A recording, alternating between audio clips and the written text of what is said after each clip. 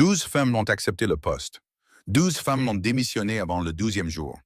La 13e ne postulait même pas. Elle ne faisait que lui livrer son dîner. Elle n'est jamais partie.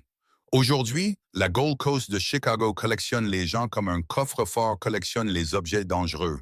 Elle les enferme tout en haut, au-dessus de la rue, là où personne n'a à regarder ce qu'il y a vraiment à l'intérieur. Et Tyson Kane était la chose la plus dangereuse du 62e étage.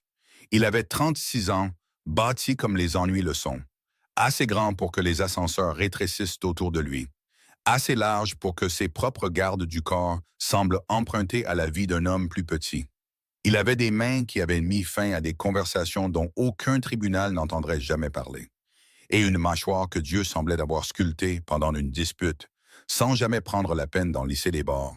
Une cicatrice fendait son sourcil gauche. C'était un souvenir de l'attentat à la voiture piégée qui aurait dû le tuer 8 mois plus tôt. Son nez avait été redressé 2 fois. Sa présence entrait dans une pièce avant lui. Et quand il finissait par suivre, les serveurs oubliaient leur propre langue et les barmen servaient sans qu'on le leur demande. Mais ses yeux étaient la trahison. Gris-bleu, froid comme l'acier la plupart du temps, vide les pires jours. Mais de temps en temps, il devenait calme, presque doux. Comme si quelqu'un avait caché la paire d'yeux la plus triste qui soit à l'intérieur de l'homme le plus dangereux de la ville.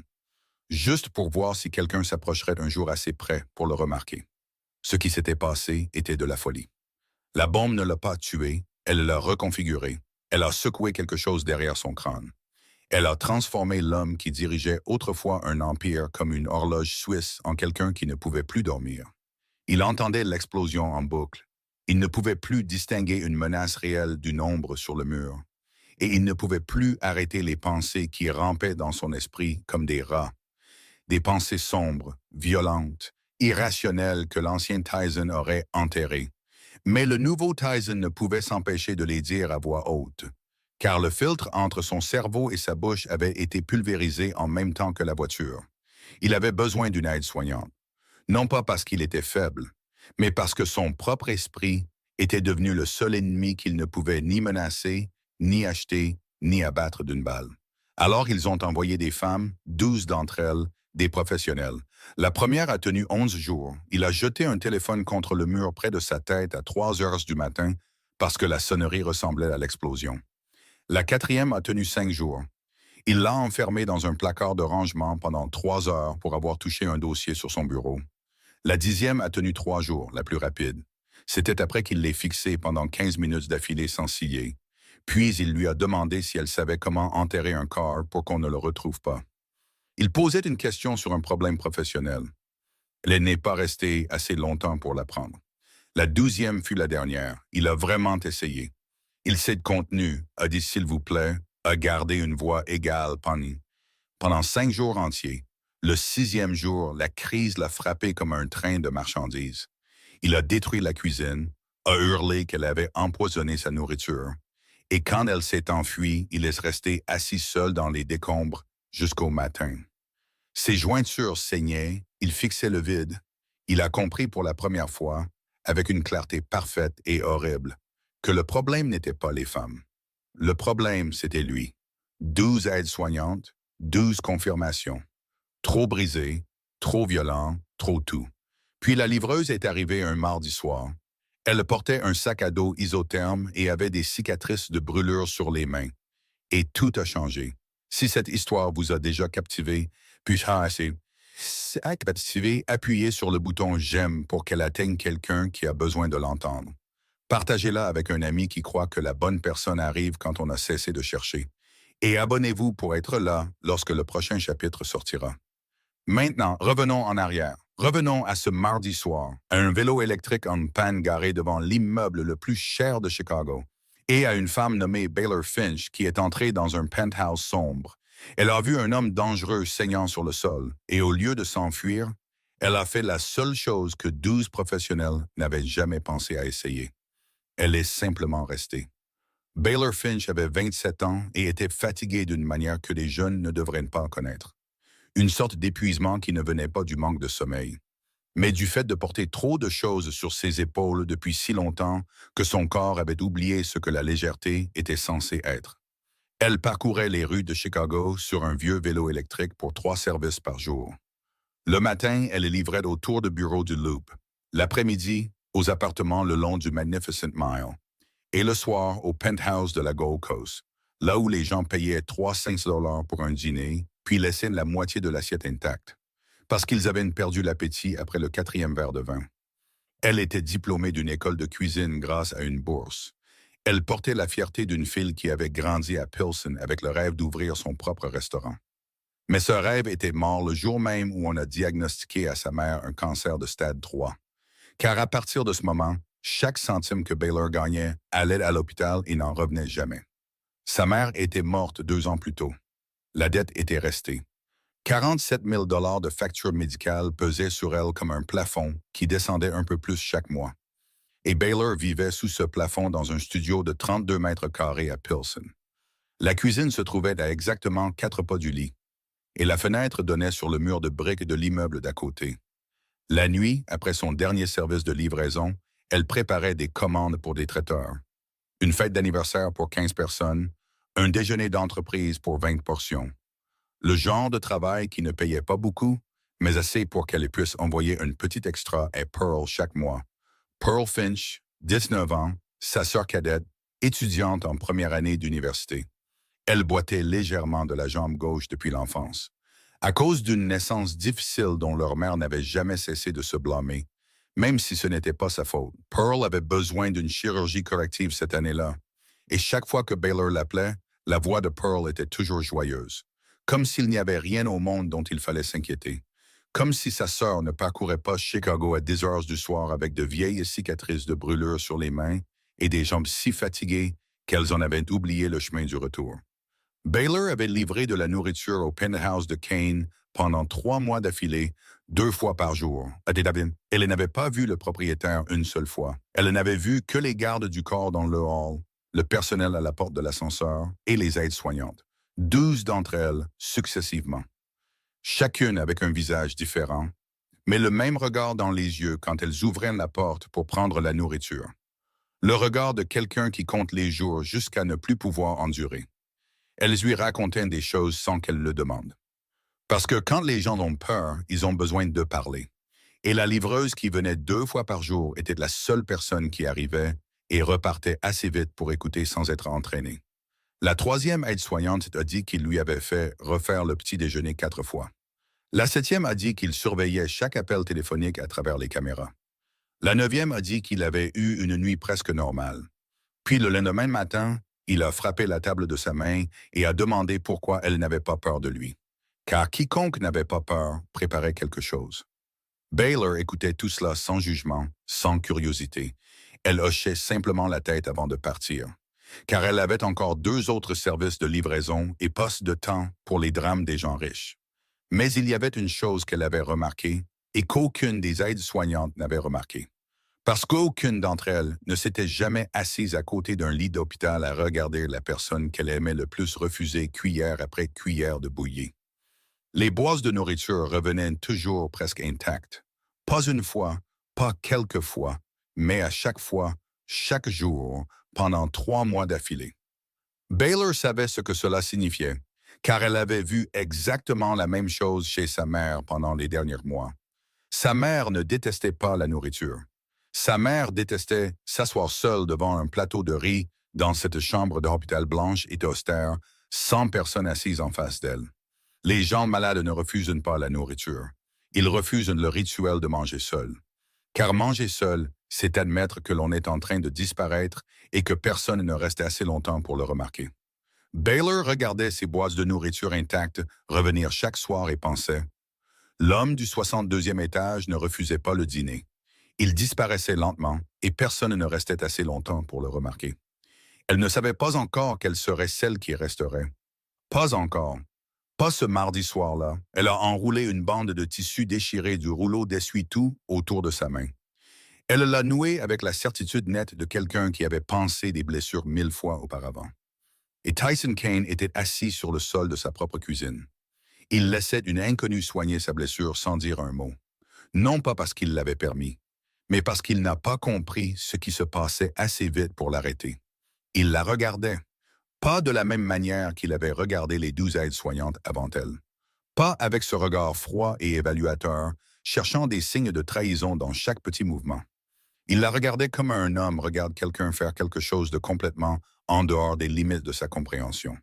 Comme quelqu'un qui n'aurait jamais vu la pluie resterait là à regarder l'eau tomber du ciel sans savoir comment l'appeler. Elle s'occupait de lui sans raison. Il n'y avait pas de contrat, pas de salaire, personne ne donnait d'ordre. Elle a simplement enjambé les débris, a ouvert le robinet et a fait ce qui devait être fait. Comme si c'était un réflexe plutôt qu'un choix. Et Tyson ne savait pas comment il était censé réagir à quelqu'un qui agissait par bonté instinctive plutôt que par peur ou par argent. Qui êtes-vous? A-t-il demandé, sa voix rauque. Pas la question polie d'un autre, mais la question d'un homme trop habitué à ce que tous ceux qui entraient dans ce penthouse aient un but. Et ce but impliquait généralement de l'argent ou du sang. La livreuse dont vous ne mangez jamais la nourriture, a répondu Baylor, sans lever les yeux. Elle vérifiait toujours le tissu enroulé autour de sa main pour voir si le sang le traversait. Comment savez-vous que je ne mange pas? Parce que chaque boîte revient aussi lourde qu'à son arrivée, depuis 3 mois. Vous comptez? Je n'ai pas besoin de compter, a dit Baylor. Et pour la première fois, elle a levé les yeux et a croisé son regard directement. Je n'ai qu'à soulever la boîte pour savoir. Tyson est resté silencieux. Pas le genre de silence qui précède une explosion. Le genre que les anciennes aides-soignantes avaient appris à reconnaître et à fuir. Le silence d'un homme qui venait d'entendre quelque chose de si simple que cela avait traversé toutes les couches de paranoïa et de violence. C'était aller directement dans la partie de lui qui pouvait encore ressentir. Pendant 3 mois, elle avait apporté de la nourriture à sa porte et il ne savait pas qu'elle existait. Mais elle savait qu'il ne mangeait pas. Elle savait qu'il disparaissait. Elle le savait sans qu'on le lui dise, sans être payée pour le savoir. Elle le savait simplement parce qu'elle avait un jour soulevé des contenants de nourriture intacte du plateau à côté du lit de sa mère. Et elle avait compris que la nourriture laissée intacte n'était pas de la nourriture que quelqu'un détestait. C'était la preuve d'une personne qui était seule depuis trop longtemps. Il l'a regardée et à l'intérieur d'un esprit brisé, enchevêtré, secoué par la bombe si violemment que la frontière entre le réel et l'imaginaire était devenue floue comme de la fumée, une pensée s'est formée avec une clarté surprenante. Voulez-vous être l'aide-soignante numéro 13? Le filtre entre son cerveau et sa bouche avait été détruit 8 mois plus tôt. Alors, la question a quitté ses lèvres avant que le reste de son esprit ne puisse réaliser que c'était la question la plus insensée qu'il ait jamais posée. Et il avait posé un grand nombre de questions insensées au cours des 8 derniers mois. Baylor l'a regardée, puis elle a baissé les yeux sur sa propre main, la même main qui tenait encore le tissu enroulé autour de la sienne. Et entre ses doigts se trouvait un éclat de verre de l'assiette qu'il avait brisé plus tôt. Petit, tranchant, reposant dans sa paume comme s'il attendait de voir ce qu'elle choisirait d'en faire. Vous demandez ça à la personne qui tient un éclat de verre près de votre main. Et quelque chose s'est passé sur le visage de Tyson Kane. Pas un sourire. Un sourire nécessitait que les muscles du visage travaillent d'une manière que son visage avait oubliée depuis longtemps. Mais c'était proche, très proche, comme une porte qui avait été fermée pendant 8 mois et qui se mettait soudain à trembler sur ses gonds. Elle ne s'ouvrait pas, mais pour la première fois, elle n'était plus verrouillée. Bennett Shaw se tenait dans l'embrasure de la cuisine et a été témoin de toute la scène. Il travaillait pour Tyson depuis 15 ans. Il avait vu 12 femmes professionnelles entrer et repartir en courant. Et il n'avait jamais vu aucune d'entre elles faire au visage de son employeur ce qu'il venait de faire. La livreuse s'est levée, a ramassé l'éclat de verre et l'a jeté à la poubelle. Elle n'a rien dit de plus qu'une seule phrase avant de se diriger vers la porte. « Je ne suis pas une aide-soignante, mais vous devriez manger votre dîner. Il est froid maintenant, mais c'est toujours mieux que tout ce qu'il y a dans votre réfrigérateur, qui ne contient en fait rien de comestible. Donc, n'importe quoi est mieux. » Elle est entrée dans l'ascenseur et a disparu. Tyson est resté assis sur le sol de la cuisine, la main enroulée dans un torchon. Et pour la première fois en 4 mois, il a ouvert la boîte de nourriture. Il a mangé. Ce n'était pas bon parce que c'était froid, mais il a mangé. Bennett n'a rien dit. Il n'en avait pas besoin. Il a seulement mémorisé tranquillement le nom sur le reçu de livraison. Baylor Finch. Bennett Shaw l'a appelé le lendemain matin avant qu'elle ne commence son premier service de livraison. Et Baylor a refusé avant qu'il ne puisse finir sa deuxième phrase. Non, a-t-elle dit, sa voix plate, sans avoir besoin de réfléchir, car elle avait déjà réfléchi toute la nuit précédente. Et la réponse à 3 heures du matin était exactement la même que la réponse à 7 heures. Je livre de la nourriture. Je ne fais pas de babysitting pour un chef de la mafia. Bennett n'a pas semblé surpris. Il a mentionné le salaire, 8 fois son revenu actuel. Un chiffre assez important pour faire retenir sa respiration à la plupart des gens de Pilsen pendant un moment. Et Baylor a admis à elle-même qu'elle avait fait exactement cela pendant une demi-seconde, avant que la partie rationnelle de son esprit ne réveille de le reste. Toujours non. Elle a raccroché et est montée sur son vieux vélo électrique et est partie livrer le petit déjeuner à un avocat de Lincoln Park, comme si l'appel n'avait jamais eu lieu. Le deuxième jour, Bennett n'a pas appelé. Elle a pensé que c'était la fin, car les gens riches avaient des options infinies et une livreuse de Pilsen n'était pas le genre de chose que l'on poursuivait plus d'une fois. Elle avait tort. Le troisième jour, quand elle est rentrée à son studio après le service de nuit, les jambes endolories, le dos douloureux, il y avait une enveloppe sur la table de la cuisine. Pearl l'avait acceptée du coursier et l'avait laissée là avec une petite note ornée d'un visage souriant. À l'intérieur de l'enveloppe se trouvait une copie du dossier de la dette hospitalière de sa mère. Chaque page, chaque chiffre, chaque versement que Baylor s'était forcé à faire au cours des 2 dernières années. Et le total restant imprimé en gras sur la dernière page. 47 000 $, la fixant comme une vieille connaissance qu'elle n'avait pas invitée et qui refusait de partir. Glissée dans le dossier se trouvait l'une des cartes de visite de Bennett Shaw avec 4 lignes manuscrites au dos. Monsieur Kane effacera tout cela. Pas de remboursement. Sans condition. Vous n'avez qu'à essayer pendant 2 semaines. Baylor s'est assise sur le lit, fixant ce chiffre, et s'est détestée. Car la première chose qu'elle a ressentie n'était pas de la colère, mais du soulagement. Une terrible lueur de soulagement.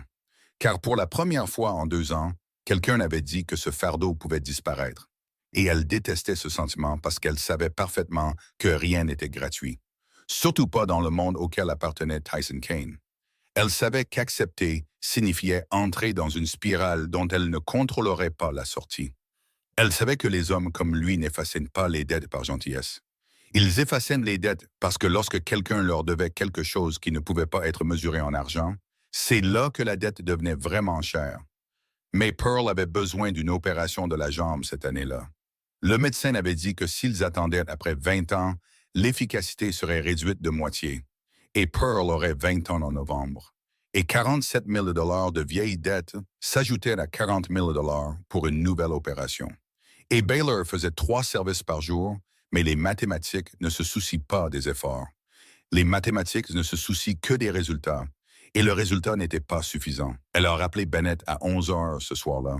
Il a répondu à la première sonnerie comme s'il était resté assis à attendre. Et peut-être que c'était le cas. 2 semaines, a dit Baylor.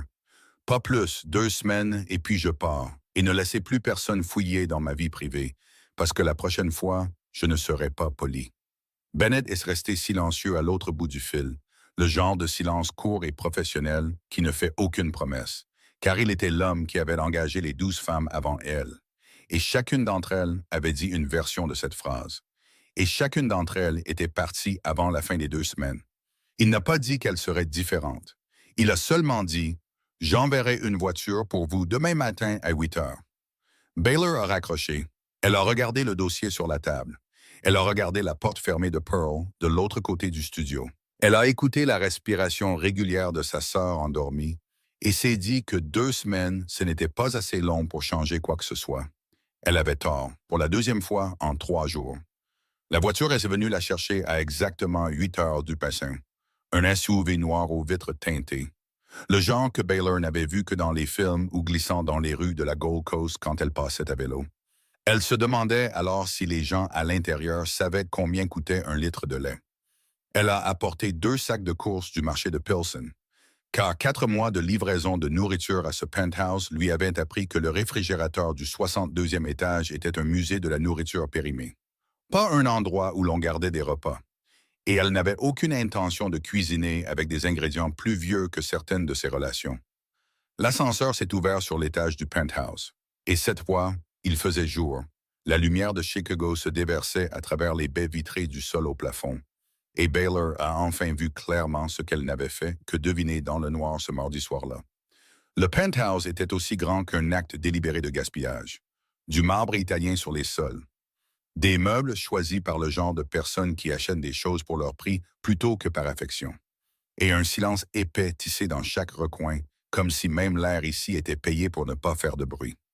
Mais Baylor ne se souciait pas du salon, de la salle à manger ou de la vue panoramique sur la ville qu'un magazine immobilier aurait payé pour photographier. Elle est allée directement à la cuisine et s'est arrêtée. Cette cuisine avait des comptoirs en pierre de Calacata. Le genre avec de fines veines grises traversant une surface blanche comme des rivières sur une carte. Elle avait une cuisinière à gaz assez brûleur qu'elle a immédiatement reconnue comme étant de fabrication française artisanale. Le genre que son professeur de cuisine avait un jour projeté sur un écran en classe et avait dit « C'est la cuisinière que vous ne pourrez jamais vous offrir, mais vous devriez savoir qu'elle existe. » Il y avait des fours doubles, une hotte en cuivre, une cave à vin intégrée. Et tout portait la même fine et uniforme couche de poussière qui appartient aux choses que personne n'a jamais touchées. Baylor a posé sa main sur le comptoir en pierre et a laissé ses doigts glisser le long de la veine grise, avec le genre de révérence qu'un musicien accorde à un piano de concert qu'il sait ne jamais posséder, mais dont il comprend la valeur dans chaque touche. Elle a ouvert le four. À l'intérieur se trouvaient 3 dossiers et un rouleau de ruban adhésif. Elle a ouvert le réfrigérateur. Une boîte à emporter d'il y a 2 semaines la regardait avec l'expression triste de quelque chose qui avait perdu tout espoir d'être un jour mangé. Tyson se tenait dans l'embrasure de la cuisine, une épaule contre le cadre. Il remplissait la majeure partie du passage de la même manière que son corps remplissait chaque espace où il entrait. Et il la regardait avec ses yeux gris-bleu en mode alerte, vifs, éveillés, méfiants, mais pas hostiles. Quel genre de cuisine est-ce? A-t-elle demandé, sans se retourner. Elle fixait toujours l'intérieur du réfrigérateur avec le visage de quelqu'un qui venait de découvrir une scène de crime. Elle était fournie avec le penthouse. Elle s'est tournée pour le regarder, puis a regardé le four qui stockait des papiers, puis est revenue à lui. Donc, vous avez une Steinway dans le salon que vous utilisez comme étagère pour des dossiers de bureau. Il n'a pas répondu, mais un sourcil s'est levé, celui avec la cicatrice. Et Baylor a décidé que c'était assez proche d'une permission pour qu'elle fasse ce qu'elle faisait de mieux. Elle a cuisiné, sans demander la permission, sans demander son avis, sans s'expliquer. Elle a déballé les ingrédients des 2 sacs qu'elle avait apportés, les choses qu'elle avait achetées au marché de Pilsen à 6 heures du matin quand les vendeurs déchargeaient encore leurs camions. Et elle a commencé à transformer la cuisine qui n'avait jamais été utilisée en ce pourquoi elle avait été conçue. Les brûleurs à gaz se sont allumés avec une flamme bleue, stable et déterminée. Ils reprenaient leur fonction après des mois d'utilisation à contre-cœur et de négligence. L'odeur des oignons qui ramollissaient dans le beurre est venue en premier, puis l'ail, puis le thym frais, puis cette odeur pleine et mélangée qui n'existe que lorsque quelqu'un prépare un vrai repas au lieu de réchauffer des restes, l'odeur du temps, de l'attention et des ingrédients frais traités correctement. Et elle s'est déplacée dans le penthouse pour la première fois en 8 mois. Comme si l'appartement s'était soudain souvenu qu'il pouvait être un foyer, pas seulement une boîte chère. Baylor a posé l'assiette devant Tyson. Il s'est assis, non pas parce qu'elle le lui a dit, mais parce que l'odeur de la nourriture l'avait attiré à table par instinct. Le genre d'instinct que 8 mois de paranoïa et d'insomnie n'avaient pas réussi à effacer. Il a pris la première bouchée et s'est arrêté. Non pas parce que quelque chose n'allait pas, mais parce que quelque chose était si juste que son corps a eu besoin d'un moment pour traiter l'expérience. De la même manière que les yeux ont besoin de temps pour s'adapter lorsqu'on passe de l'obscurité à la lumière. Car il était dans l'obscurité depuis trop longtemps. Et cette bouchée était de la première lumière qu'il avait touchée. Pas sous forme de médicaments, d'ordre ou de pitié, mais sous forme de beurre, d'ail et de soin, cuits à la bonne température par des mains marquées de cicatrices de brûlure. Est-ce acceptable? A demandé Baylor, s'appuyant contre le comptoir en Calacata.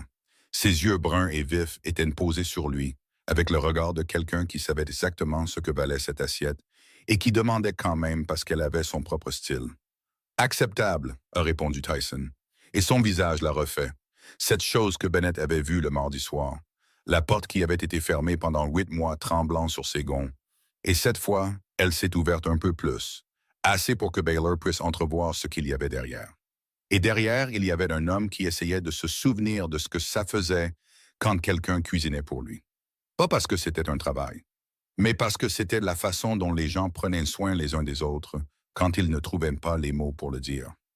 Le deuxième jour, à 3 heures du matin, Baylor dormait dans la chambre d'amis que Bennett lui avait préparée au bout du couloir du penthouse. Des coups à la porte l'ont réveillé. Pas des coups ordinaires, mais le genre de coups rapides et incessants, venant de quelqu'un qui ne savait plus à quel point il frappait fort, car la partie du cerveau qui contrôle la force lui avait échappé depuis longtemps. Elle a ouvert la porte, et Tyson Kane était là. Il remplissait presque tout le cadre, comme il remplissait chaque embrasure de porte où il se tenait.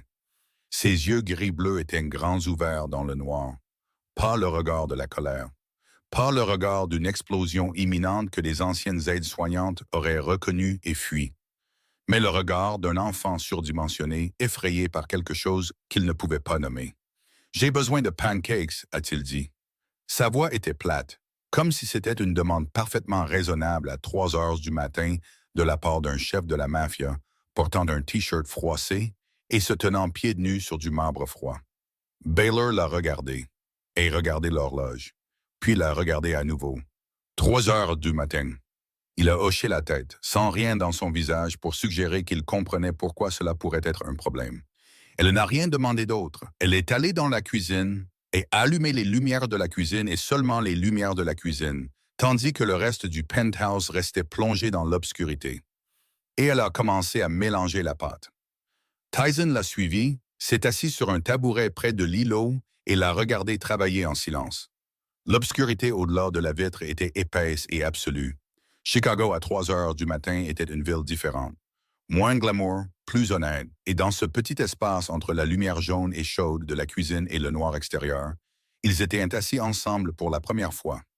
Pas à cause d'une blessure ou d'un travail, mais à cause de pancakes. « Pourquoi 3 heures du matin ?» a-t-elle demandé sans se retourner. Elle versait la pâte sur la poêle et écoutait le grésillement que chaque cuisinier connaît. « Cela signifie que la chaleur est exactement bonne.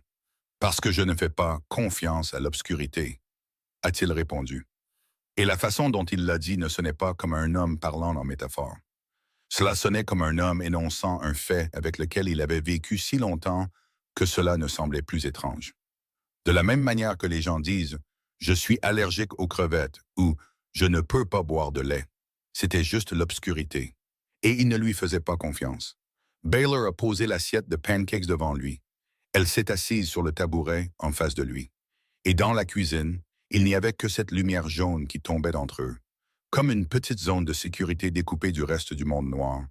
Puis elle a posé une autre question à laquelle aucune des 12 aides-soignantes avant elle n'avait jamais reçu de réponse honnête, parce qu'elles n'étaient jamais restées assez longtemps pour construire la confiance silencieuse que Baylor portait sans le savoir.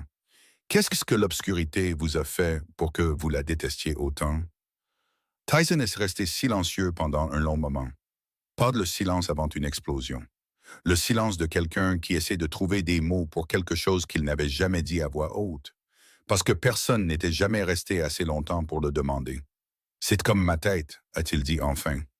Sa voix était plus basse que d'habitude. Ses yeux étaient fixés sur les pancakes au lieu d'elle. Trop de choses que je ne peux pas voir clairement. Et de tout ce qui s'était passé, la livreuse de Pilsen a demandé au chef de la mafia de Chicago pourquoi il avait peur du noir, et il a répondu honnêtement, à 3 heures du matin dans la cuisine, devant une assiette de pancakes. Et c'était le moment le plus ordinaire et en même temps le plus extraordinaire des 8 derniers mois. Parce que pour la première fois, Tyson a dit ce qu'il y avait vraiment dans sa tête sans rien casser, sans crier, sans que des éclats ne volent. Juste un homme admettant qu'il avait peur de son propre esprit à une femme assise en face de lui qui n'avait pas l'air de vouloir s'enfuir. Baylor n'a rien dit d'autre. Elle a fait un petit signe de tête, a poussé le sirop vers lui, et ils ont mangé des pancakes à 3 heures du matin en silence. Le genre de silence qui n'avait pas besoin d'être comblé. Le 4e jour était différent. Baylor a posé le déjeuner sur la table. Tyson s'est assis et regardé l'assiette. Puis l'a regardé avec ses yeux dans un mode différent. Le mode méfiant. Le mode paranoïaque. le mode que la 12e aide-soignante avait vu juste avant qu'il ne détruise la cuisine et ne crie qu'elle avait mis du poison dans sa nourriture. Goûtez-le d'abord, a-t-il dit. Sa voix était plate, mais pas ses yeux. Chaque plat, avant que je ne mange, vous goûtez d'abord. Baylor l'a regardé. Elle savait que c'était de la paranoïa, pas une insulte, parce qu'elle avait entendu la 12e aide-soignante décrire cette scène exacte juste après qu'elle se soit enfuie du penthouse, terrorisée. Et Baylor avait su avant d'accepter le poste que ce moment viendrait.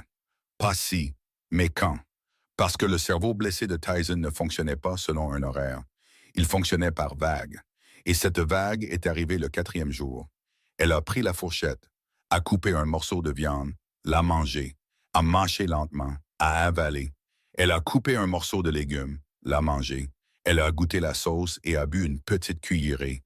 Elle a fait tout cela avec calme. Pas le calme délibéré de quelqu'un qui essaie de prouver quelque chose, mais un vrai calme, parce qu'elle avait donné des médicaments à sa mère tous les jours et chaque jour, elle devait d'abord avaler une pilule pour que sa mère croie que c'était sans danger, ce qui signifiait que goûter la nourriture avant un homme paranoïaque n'était pas en dehors de ses compétences. Puis elle l'a regardé, des yeux bruns, chauds et vifs, rencontrant le gris-bleu confus des siens. Et elle a dit, « Si je voulais vous tuer, je vous laisserais continuer à manger les plats et importer périmés de votre frigo. Plus lent, mais tout aussi efficace. » Et Tyson Kane a ri. Pas ce quasi-sourire que Bennett avait vu le mardi soir. Pas une porte qui tremble sur ses gonds. Un vrai rire, court, rauque, tiré de quelque part au plus profond de sa poitrine, qu'il ne savait pas encore fonctionner, sonnant comme une grille de fer rouillée forcée de s'ouvrir pour la première fois après bien trop longtemps. Pas doux, pas agréable, mais ouvert. Bennett se tenait dans le couloir entendant ce son et a failli y laisser tomber son téléphone. Parce qu'en 15 ans de travail pour Tyson Kane, il pouvait compter sur une main le nombre de fois où il avait entendu son employeur rire. Et jamais une seule fois cela n'avait sonné comme ça. Jamais une seule fois cela n'avait sonné comme un homme se souvenant comment faire quelque chose qu'il pensait avoir oublié pour toujours. Le 6e jour, Baylor a compris que le rire du 4e jour ne signifiait pas que les choses s'amélioraient. Cela signifiait seulement qu'entre les tempêtes, il y avait des moments de calme. Et le calme n'était pas la même chose que la fin de la tempête.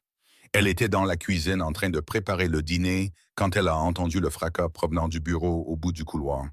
Pas le son de quelque chose tombé par accident, mais le son de quelque chose projeté contre un mur avec toute la force d'un homme qui pesait plus de 100 kilos et qui n'avait plus le contrôle de lui-même. Puis les cris ont commencé. Tyson hurlait que quelqu'un l'écoutait, que des microphones avaient été cachés dans les murs, que quelqu'un entendait tout ce qu'il disait et l'enregistrait pour l'utiliser contre lui. Et sa voix ne sonnait pas comme la voix d'un homme en colère. Elle sonnait comme la voix d'un homme qui se croyait vraiment encerclé. Le genre de croyance absolue qu'aucun raisonnement ne pouvait atteindre. Parce qu'elle ne vivait pas dans la partie du cerveau qui traite la raison. Elle vivait dans la partie que la bombe avait brouillée 8 mois plus tôt et que personne n'avait pu réparer. Bennett est apparu dans le couloir avec une seringue de sédatif. Son visage était sans expression. Professionnel. Parce que ce n'était pas la première fois et il connaissait la procédure. Entrer, injecter, attendre 3 minutes, nettoyer, faire un rapport au Dr. Vos. Baylor l'a arrêté et elle se tenait dans le couloir. Plus petite que Bennett d'au moins 20 kilos. Et elle a dit d'une voix qui n'était pas forte, mais que personne n'avait envie de contredire. « Non, laissez-moi faire. » Bennett l'a regardé comme on regarde une personne qui vient de se porter volontaire pour entrer dans une cage avec un animal sauvage alors que la porte est grande ouverte et que l'animal rugit. Elle n'a pas expliqué. Elle est entrée dans le bureau. Des papiers étaient éparpillés sur le sol. Un ordinateur portable gisait froissé contre la base du mur. Une bibliothèque penchait et Tyson se tenait au milieu de la pièce, le dos tourné vers elle, les épaules contractées, respirant si fort qu'elle pouvait l'entendre depuis l'embrasure de la porte. Elle n'a rien dit. Elle s'est assise par terre, à 2 mètres de lui, le dos contre le mur, et qu'elle est restée silencieuse. Tyson s'est retourné et l'a regardée avec des yeux qui étaient quelque part loin de la pièce où il se trouvait. Des yeux qui ne la reconnaissaient pas, qui ne reconnaissaient pas le bureau, qui ne reconnaissaient que la menace partout, parce que c'était la seule chose que son cerveau était prêt à traiter à ce moment-là. Mais elle était assise là et n'est pas partie. 1 minute, 2 minutes, 3 minutes de silence, à l'exception de sa respiration et de l'horloge sur le mur qui avait survécu à l'explosion de la pièce. Puis Baylor a commencé à parler. Sa voix était basse et égale, comme quelqu'un qui raconte une histoire à un enfant brûlant de fièvre au milieu de la nuit. Pas pour que l'enfant entende le contenu, mais pour que l'enfant entende une voix humaine et sache qu'il n'était pas seul. Elle lui a parlé de sa mère. Pas de sa mère quand elle était en bonne santé, mais de sa mère quand elle était mourante. Les dernières nuits à l'hôpital quand les analgésiques ne suffisaient pas. Et sa mère avait si mal qu'elle criait, le genre de cri qui ne formait pas de mots, seulement du son, le son d'un corps humain quand la douleur a dépassé le seuil que le langage peut décrire. Et Baylor a 15 ans, puis 17, puis 20, puis 25, assise à côté du lit de sa mère chaque nuit, ne faisant rien, parce qu'il n'y avait rien à faire. Pas de médicaments supplémentaires qu'elle pouvait donner, pas de mots qu'elle pouvait dire qui feraient disparaître la douleur. Elle était seulement assise là pour que sa mère sache qu'elle criait, mais qu'elle ne criait pas seule. Parfois, les gens n'ont pas besoin que quelqu'un les répare, a-t-elle dit. Sa voix était toujours égale, ses yeux baissés vers le sol au lieu de lui, parce qu'elle ne voulait pas qu'il se sente observé. Parfois, ils ont juste besoin de quelqu'un qui accepte de s'asseoir dans la même pièce que leur chaos. Tyson est resté là. Ses épaules se sont abaissées, pas d'un coup, mais lentement, une respiration à la fois, comme une structure démantelée de l'intérieur. Il ne s'est pas assis, mais il a arrêté de casser des choses. Il a arrêté de crier. Il est resté immobile dans les décombres du bureau et a écouté la fille assise par terre parler de sa mère. Et pour la première fois en 8 mois, une de ces crises s'est terminée non pas par une injection de sédatif, mais par la voix de quelqu'un qui s'était assis dans la même pièce que la douleur auparavant et n'avait pas fui. Bennett se tenait à l'extérieur de la porte, la seringue toujours à la main. Il regardait dans la pièce et ne croyait pas ce qu'il voyait. 8e jour, 4 heures du matin. Baylor s'est réveillé, non pas à cause de coups, mais à cause d'une présence. Le genre de 6e sens qu'elle avait développé après des années à dormir à côté du lit d'hôpital de sa mère. Quand n'importe quel son ou mouvement dans la pièce pouvait signifier que sa mère avait besoin d'elle. Elle a ouvert la porte. Tyson était là, ne frappant pas, n'entrant pas, juste debout là, remplissant l'embrasure de la porte comme il remplissait chaque embrasure. Mais cette fois, il n'y avait rien de menaçant dans sa posture. Seulement un homme trop grand pour sa propre solitude, debout dans le couloir sombre à 4 heures du matin, avec des yeux gris-bleu qui n'étaient ni vifs, ni vides, ni paranoïaques, seulement fatigués. « De quoi avez-vous besoin ?» a-t-elle demandé, sa voix lourde de sommeil, mais pas irritée, car elle était habituée à être réveillée à des heures étranges par des gens qui avaient plus besoin d'elle qu'elle n'avait besoin de sommeil. « Je voulais savoir si vous étiez toujours là, a-t-il dit. Et la phrase ne semblait pas pensée ou arrangée. Elle est sortie de sa bouche comme tout sortait de sa bouche depuis que le filtre avait été détruit. Direct, nu, sans couche entre la pensée et le son. « Je suis là, a-t-elle dit. D'accord, il s'est détourné et a redescendu le couloir vers sa chambre, pieds nus sur le sol en marbre. Et Baylor est resté dans l'embrasure de la porte. Oh, ça, regardant son dos disparaître dans l'obscurité.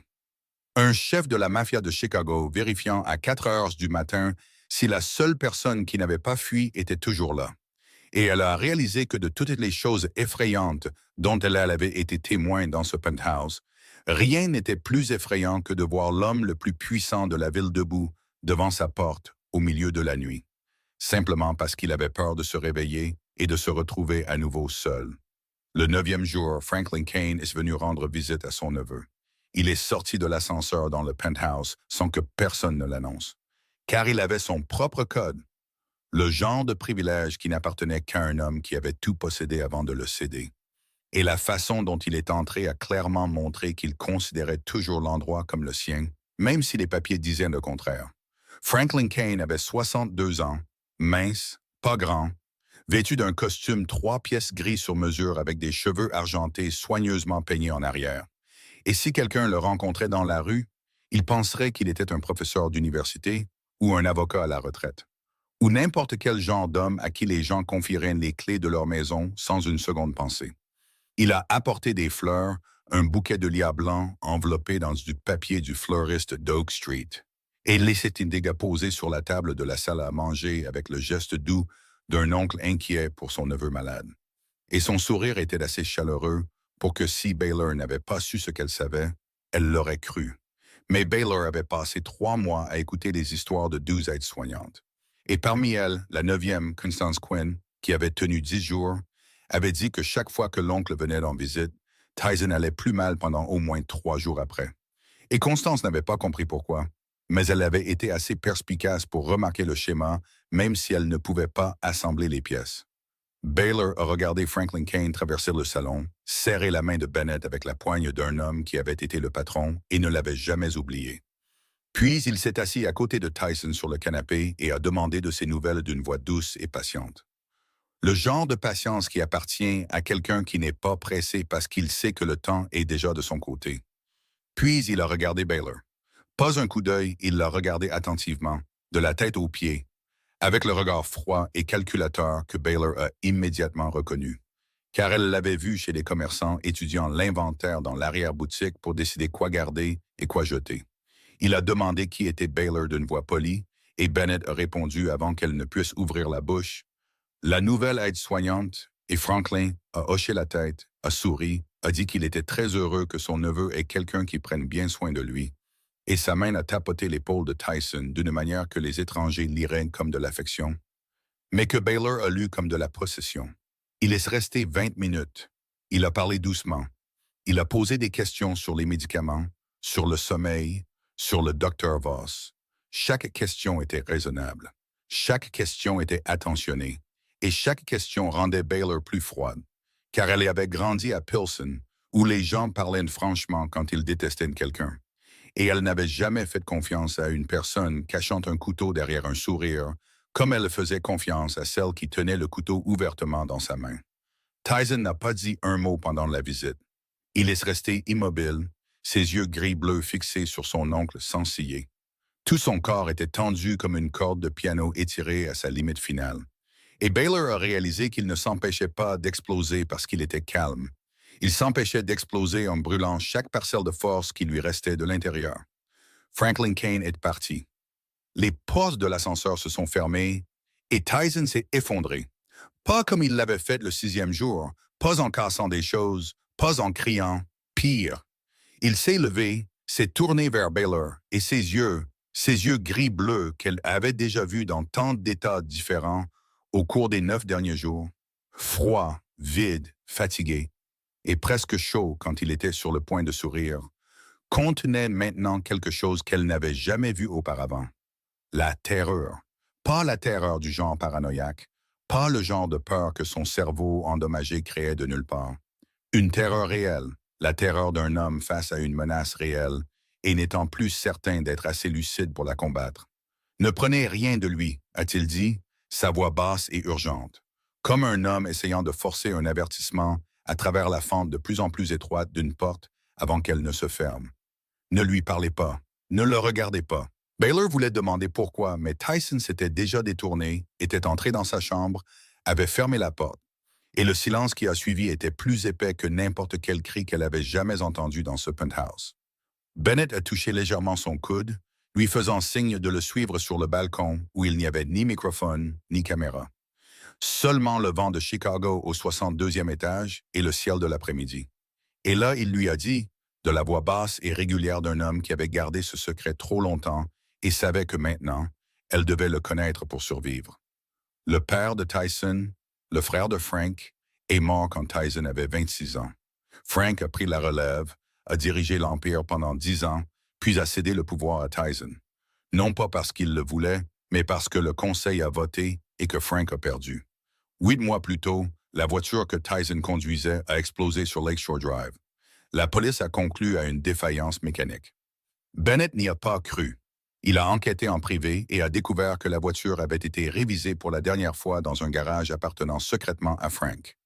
Pas assez de preuves pour un tribunal, mais assez de preuves pour Bennett. Frank attendait. Il n'avait pas besoin de tuer Tyson une deuxième fois. Il avait seulement besoin que Tyson devienne assez instable pour que le conseil vote son éviction. Et cette fois, Frank gagnerait. et tout reviendrait entre ses mains comme si cela ne les avait jamais vraiment quittés. Bennett a regardé Baylor, et pour la première fois, elle a vu quelque chose comme de l'inquiétude dans les yeux de l'homme qu'elle pensait ne pas savoir ce qu'était l'inquiétude. « Vous êtes la variable qu'il n'attendait pas », a dit Bennett. « Tyson va mieux. Il ne veut pas que Tyson aille mieux. » Baylor se tenait sur le balcon du 62e étage, le vent de Chicago lui frappant le visage. Elle a regardé la ville en contrebas, petite et ordonnée comme une maquette que quelqu'un aurait construite sur une table. Et elle a compris qu'elle ne s'occupait plus simplement d'un homme malade. Elle se tenait au milieu d'une lutte de pouvoir qu'elle n'avait pas choisie, qu'elle ne comprenait pas entièrement, et dont elle n'avait aucun moyen de sortir sans emporter quelque chose avec elle. Parce que dans ce monde, une fois que les gens savent, ils ne sont pas autorisés à oublier. Et Baylor Finch savait maintenant. 2 semaines ont passé et personne ne l'a mentionné. Non pas parce qu'ils avaient oublié, mais parce qu'ils savaient tous les deux que mentionner la date limite signifiait faire face à la réponse. Et la réponse était maintenant bien plus compliquée qu'elle ne l'avait été la nuit où Baylor avait dit « 2 semaines, pas plus, au téléphone à Bennett depuis Pilsen. » Le penthouse a changé, pas de la manière grandiose dont un lieu change quand quelqu'un le rénove, mais de la manière dont la vie s'infiltre lentement dans un lieu qui n'avait contenu autrefois que l'existence. La cuisine fonctionnait tous les jours maintenant. La cuisinière à gaz assez brûleur n'était plus couverte de poussière, mais d'huile et d'éclaboussures de vrais repas. Et Baylor a planté des herbes sur le balcon du 62e étage. Du basilic, du thym et du romarin dans de petites pots qu'elle a achetées dans une jardinerie de Lincoln Square. Et le fait que quelque chose vivait et grandissait sur le balcon du penthouse d'un chef de la mafia était le genre d'absurdité auquel elle a décidé de ne pas trop penser. Tyson mangeait des repas corrects, pas toujours sans difficulté. Il y avait des matins où il regardait l'assiette comme si c'était un ennemi. Des déjeuners où il la faisait goûter d'abord parce que la paranoïa revenait par cycle que personne ne pouvait prédire. Mais il mangeait, et cela seul était plus que ce que les 12 femmes avant elle avaient réussi à faire tuer. Il la laissait s'asseoir dans le salon quand il essayait de dormir la nuit. Pas dans la chambre, pas à côté du lit, seulement à l'extérieur dans le salon, lisant sous la lampe. Et d'une manière ou d'une autre, savoir que quelqu'un était éveillé de l'autre côté de la porte aidait son esprit à se calmer, juste assez pour qu'il puisse sombrer dans de courtes périodes de sommeil. Jamais assez longues, mais mieux que rien. Puis une nuit, vers la fin de la 3e semaine, Baylor l'a trouvé debout devant la fenêtre du salon, regardant Chicago. Pas debout comme il l'était quand il était paranoïaque. Pas debout comme un homme cherchant le danger dans les rues en contrebas. Debout comme quelqu'un qui regarde quelque chose de trop grand pour comprendre à quelle partie il appartenait. Chicago la nuit s'étendait sous lui comme un vaste courant électrique. Des millions de lumières cousues ensemble par des routes dont il avait autrefois possédé une partie. Et maintenant, il se tenait au 62e étage, regardant en bas. Pas comme un souverain, mais comme un étranger. Et Baylor a reconnu cette posture. C'était la posture d'une personne seule regardant le monde continuer à bouger sans avoir besoin d'elle. 12 personnes de son parti, a-t-il dit sans se retourner. Sa voix était plate comme la surface de l'eau la nuit. Pas amère, pas apitoyée, seulement un chiffre qu'il avait compté et porté dans sa tête à côté d'autres chiffres qu'il ne pouvait pas oublier. J'ai compté. Baylor se tenait à quelques pas derrière lui, regardant la ville dans la même direction. Et elle n'a pas dit qu'elles étaient une partie parce qu'il était trop brisé, trop dangereux ou trop tout. Parce que ces choses étaient vraies et inutiles. Et elle n'était pas quelqu'un qui disait des choses inutiles quand elle pouvait dire quelque chose de vrai. Je ne reste pas parce que vous avez besoin de quelqu'un, a-t-elle dit, et sa voix était calme. Mais sous le calme, il y avait quelque chose qui tremblait légèrement, qu'elle ne permettrait pas de remonter à la surface. Je reste parce que pour la première fois, j'ai trouvé un endroit où le fait que je porte trop de choses lourdes ne dérange personne. Tyson s'est tournée pour la regarder. Elle ne l'a pas regardé. Elle a regardé le penthouse. L'appartement absurdement grand avec des plafonds absurdement hauts et trop d'espace vide entre les murs pour un seul homme qui y avait vécu seul pendant 8 mois et n'avait jamais pu le remplir. Il y a assez de place ici, a-t-elle dit, sa voix plus douce maintenant, comme si elle parlait plus à elle-même qu'à lui. Pour les choses brisées que nous portons tous les deux. Et à l'intérieur de cette phrase, il y avait 47 000 $ de dette d'hôpital et une mère morte et une sœur qui avait besoin d'une opération, et 3 services de livraison par jour, et des mains marquées de brûlures, et un rêve d'ouvrir un restaurant qu'elle avait enterré à côté de sa mère. Et elle a dit toutes ces choses sans les dire, seulement avec les mots « choses brisées ». Et Tyson a tout entendu, car le filtre qu'il avait perdu ne le faisait pas seulement tout dire. Il lui faisait aussi entendre tout ce que les autres ne disaient pas. « Vous ne partirez pas », a-t-il dit. Et cette fois, c'était comme ce mardi soir où il s'était tenu devant sa porte à 4 heures du matin. Pas une question, une prise de conscience. Le genre qui vient tard, mais qui vient avec certitude, comme le lever du soleil. « Votre cuisine est toujours une scène de crime », a dit Baylor, et un coin de sa bouche s'est levé. « Et votre régime alimentaire est une crise humanitaire. Partir maintenant serait irresponsable. » Tyson Kane a ri. Pas le rire court et rauque du 4e jour, pas la porte rouillée qui s'entr'ouvre. Un vrai rire, venant de si profond que de la poussière aurait pu s'en élever, car cet endroit n'avait pas été ouvert depuis avant la bombe, avant l'Empire. À l'époque où il était encore un enfant dans la maison de Frank Kane et ne savait pas encore que le monde que son père et son oncle avaient construit l'avalerait tout entier. Le son a résonné dans le penthouse pour la première fois, et les murs l'ont reçu comme s'ils attendaient ce son depuis longtemps. Et Baylor est resté là à écouter un chef de la mafia rire parce qu'elle avait appelé sa cuisine une scène de crime. Et elle a pensé que c'était peut-être le plus beau son qu'elle ait jamais entendu. Pas parce qu'il était joli, mais parce qu'il était réel. Et les choses réelles étaient rares, surtout au 62e étage. Pearl a appelé un jeudi soir. Sa voix était si excitée que Baylor pouvait entendre sa sœur rire avant de pouvoir distinguer les mots. Et pendant ce seul instant, Baylor a presque oublié qu'elle se tenait dans la cuisine du penthouse d'un chef de la mafia. Elle s'est sentie comme si elle était de retour à la maison, écoutant sa sœur parler de l'école comme n'importe quel autre soir ordinaire. « Surette, une entreprise veut me prendre en stage », a dit Pearl. « Ils m'ont contacté par l'intermédiaire de l'école, du bureau des carrières. Tout est très professionnel. Ils ont dit que je correspondais bien au programme, et il y a même une bourse incluse. Et tu sais quoi? Ils ont dit que je n'avais pas à m'inquiéter des dépenses. » Baylor a demandé le nom de l'entreprise. Pearl le lui a dit, et le monde s'est arrêté. Pas arrêté d'une manière exagérée. Arrêté de la manière dont le sang reflue soudainement vers le cœur, et tout autour de Baylor devient douloureusement net, parce qu'elle reconnaît le nom.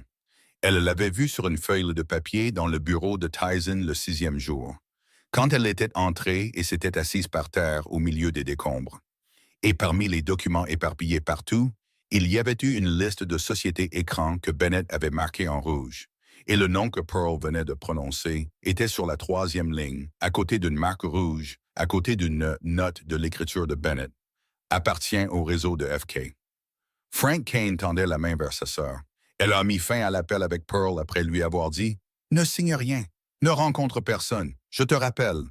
Et sa voix est restée assez calme pour que Pearl n'ait pas peur, mais sa main a tremblé assez pour qu'elle doive poser le téléphone sur le comptoir de la cuisine avant de le laisser tomber. Elle a trouvé Tyson dans le salon.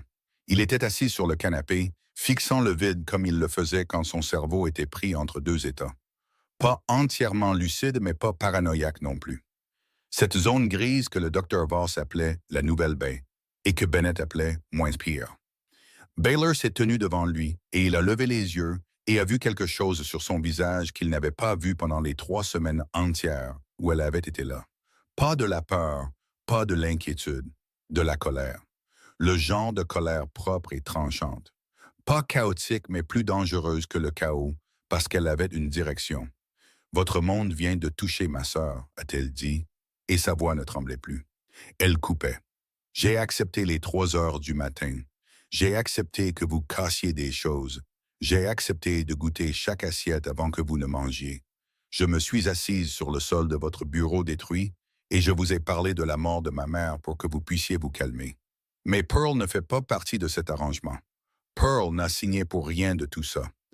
Pearl est à l'école, essayant de vivre une vie normale avec une jambe abîmée et une sœur qui livre de la nourriture au lieu d'une mère. Et si votre monde avale ma sœur, je ne resterai pas ici à réparer votre cuisine pour vous. Je partirai et j'emporterai tout avec moi. » Tyson l'a regardé et a changé. Pas progressivement, comme une porte rouillée s'ouvre. Il a changé comme un interrupteur qu'on bascule. Ses yeux gris-bleus, qui avaient été dans cette zone grise, terne et floue, sont soudainement devenus vifs, froids, clairs, concentrés. Le genre Dieu que Bennett n'avait pas vu en 8 mois. Le genre Dieu appartenant à l'homme qui avait autrefois dirigé un empire avec la précision d'une montre suisse avant que la bombe ne lui prenne tout. Tyson s'est levé. Il s'est levé, et son corps remplit le salon comme il avait autrefois rempli chaque pièce avant l'accident. Pas à cause de sa taille, mais à cause de sa force. Le genre de force qui appartient à un homme qui sait qu'il est dangereux et ne voit aucune raison de le cacher. Bennett, a-t-il appelé, sa voix n'était pas forte, mais elle a tranché le penthouse comme un couteau dans du tissu. Et Bennett est apparu du couloir en 3 secondes. Pas parce qu'il était proche, mais à cause de cette voix. La voix de l'ancien patron. La voix que Bennett n'avait pas entendue en 8 mois et qu'il a reconnue instantanément. Comme un soldat reconnaît le son d'un corps de bataille même après avoir été démobilisé pendant 10 ans. Pearl Finch, étudiante. Tyson a nommé l'université exactement, même si Baylor ne le lui avait jamais dit, ce qui signifiait qu'il l'avait découvert lui-même, ce qui signifiait que la partie de son cerveau qui fonctionnait encore avait tranquillement recueilli des informations sur les personnes qui comptaient pour elle sans qu'elle le sache. Protégez-la 24 heures sur 24, 7 jours sur 7, à partir de maintenant. Personne ne s'approche d'elle. Personne ne lui parle. Personne ne la touche. Bennett a regardé Tyson puis Baylor, puis de nouveau Tyson. Et dans ses yeux, il y avait quelque chose comme du choc, même s'il essayait de le cacher. Car en 15 ans, Bennett n'avait jamais vu Tyson ordonner une protection pour quelqu'un d'autre que lui-même, jamais une seule fois. Et maintenant, il ordonnait une protection pour la sœur de la livreuse, avec la voix de l'ancienne version de lui-même que tout le monde pensait morte sur Lakeshore Drive 8 mois plus tôt. Bennett a hoché la tête et a disparu. Tyson a regardé Baylor. « Personne ne touche votre sœur », a-t-il dit. Et ce n'était pas une promesse polie. C'était la déclaration d'un homme pleinement capable de la rendre vraie par tous les moyens que le monde ordinaire n'autoriserait pas, mais que son monde n'interdisait pas. Baylor l'a regardé et a vu que ses yeux gris-bleu étaient vifs et froids et pleinement présents pour la première fois depuis qu'elle était entrée dans le penthouse ce mardi soir-là. Et elle a compris que ce qui ramenait Tyson Kane à la réalité n'était pas les médicaments du Dr. Voss. Ce n'étaient pas les pancakes de 3 heures du matin. Ce n'était pas elle assise par terre lui parlant de sa mère. Toutes ces choses aidaient, mais elles n'étaient pas suffisantes. Ce qui était suffisant, c'est ce que pour la première fois en 8 mois, il avait autre chose que lui-même à protéger. Et cette chose s'appelait Pearl Finch, la sœur de la seule femme qui n'avait pas fui. Après ce qui s'est passé avec Pearl, Tyson est devenu plus clair. Pas entièrement clair, pas son ancien lui revenu pour de bon. Mais il avait de plus longues périodes de lumière entre les épisodes sombres. Et dans ces périodes, il ressemblait tellement à un homme ordinaire que Baylor oubliait presque qu'il ne l'était pas. Et puis il disait quelque chose d'étrange ou fixait le coin d'une pièce pendant trop longtemps, et elle se souvenait. Un après-midi, pendant une de ces périodes lumineuses, elle cuisinait pendant qu'il se tenait dans l'embrasure de la cuisine, regardant comme il le faisait toujours. Et sans réfléchir, elle a dit « Venez ici, je vais vous apprendre à couper un oignon. » Parce qu'elle était fatiguée de le voir se tenir dans l'embrasure de sa propre cuisine comme un invité, et parce que si elle devait un jour partir, il devrait au moins savoir comment ne pas mourir de faim avec autre chose que des plats à importer.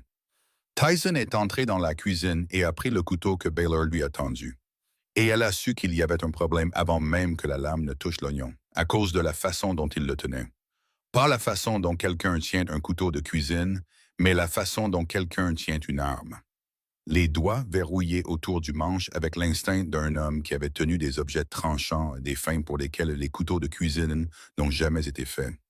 Lame incliné vers le bas, poignet rigide, épaules tendues. Tout son corps dans la posture d'un homme prêt à poignarder au lieu de trancher. « Vous coupez des oignons, vous ne réglez pas des comptes », a dit Baylor sans réfléchir. De la même manière que tout sortait d'elle, direct, simple, sans peur, et elle a vu ses épaules bouger très légèrement, de la manière dont elle avait appris qu'il réprimait un sourire. Elle s'est mise à côté de lui et a fait quelque chose que les 12 aides-soignantes avant elle n'auraient probablement jamais fait, car elle savait de quoi ses mains étaient incapables. Elle a posé sa main sur la sienne. Sa main était petite, marquée de vieilles cicatrices de brûlures courant du dos de sa main jusqu'à son majeur. Les restes d'un accident ou de l'huile chaude avaient éclaboussé dans une cuisine de restaurant pendant son stage. Et cette main reposait sur sa main, si grande que la sienne ressemblait à celle d'un enfant par-dessus. Une main marquée de cicatrices sur chaque jointure par 20 ans dans un monde où la peau perdait toujours. Et elle a ajusté sa prise, tournant le manche, ouvrant ses doigts, les remettant de la bonne manière. L'index et le pouce pincés contre les côtés de la lame près du talon, les trois autres doigts enroulés autour du manche, poignets lâches, épaules baissées. Une main qui avait tué était enseignée par une main marquée de brûlures comment tenir un couteau de cuisine. Et Tyson a baissé les yeux sur leurs mains superposées et n'a rien dit. Et il n'y avait pas besoin de dire quoi que ce soit, car il y a des moments où le silence porte plus que les mots ne le pourraient jamais. Et c'en était un. Il a coupé l'oignon, pas bien, certains morceaux gros, d'autres petits, inégaux. Le genre de coupe faite par un homme utilisant un couteau pour la première fois pour ce pourquoi il avait été conçu. Baylor n'a pas critiqué, elle a seulement dit « c'est bien ». Puis elle a jeté les oignons dans la poêle et a continué à cuisiner. Et ce soir-là, ils ont mangé le premier dîner que Tyson avait aidé à préparer, même si sa part n'était que des oignons mal coupés. Et aucun d'eux ne l'a mentionné, mais ils savaient tous les deux que c'était important. Cette nuit-là, à 2 heures du matin, Baylor était assise dans le salon à lire quand elle a entendu des pieds nus sur le marbre. Et Tyson est entré dans la cuisine, a allumé les lumières de la cuisine et seulement les lumières de la cuisine, et s'est assise sur le tabouret de l'îlot. Elle a suivi sans demander et a sorti des nouilles pour cuisiner. Car elle savait que quand il venait dans la cuisine à cette heure-là, ce n'était pas parce qu'il avait faim. C'était parce que la cuisine était devenue l'endroit le plus sûr du penthouse. L'endroit avec une lumière chaude et l'odeur des herbes et le souvenir des repas que quelqu'un avait préparés pour lui parce qu'il s'en souciait. Et quand son esprit était trop bruyant pour dormir, la cuisine était la seule pièce assez silencieuse pour qu'il puisse la supporter. Elle a posé le bol de nouilles devant lui. Il a mangé lentement, puis il s'est arrêté, les baguettes à la main, les yeux baissés sur le bol et a commencé à parler. Pas d'introduction, pas de préambule. Juste la façon dont tout sortait de sa bouche depuis que le filtre s'était brisé, directement, sans fioriture. Il lui a parlé de l'accident pour la première fois, pas en le disant au Dr. Voss parce que la thérapie l'exigeait, pas en le disant à Bennett parce que l'enquête le demandait, en le lui disant dans la cuisine à 2 heures du matin, à côté d'un bol de nouilles qui refroidissait lentement. Il a dit qu'il conduisait sur Lakeshore Drive et qu'il avait entendu le clic. Petit, presque impossible à entendre sous le moteur. Mais il l'a entendu parce qu'il était un homme qui était resté en vie en entendant des sons que les autres ignoraient.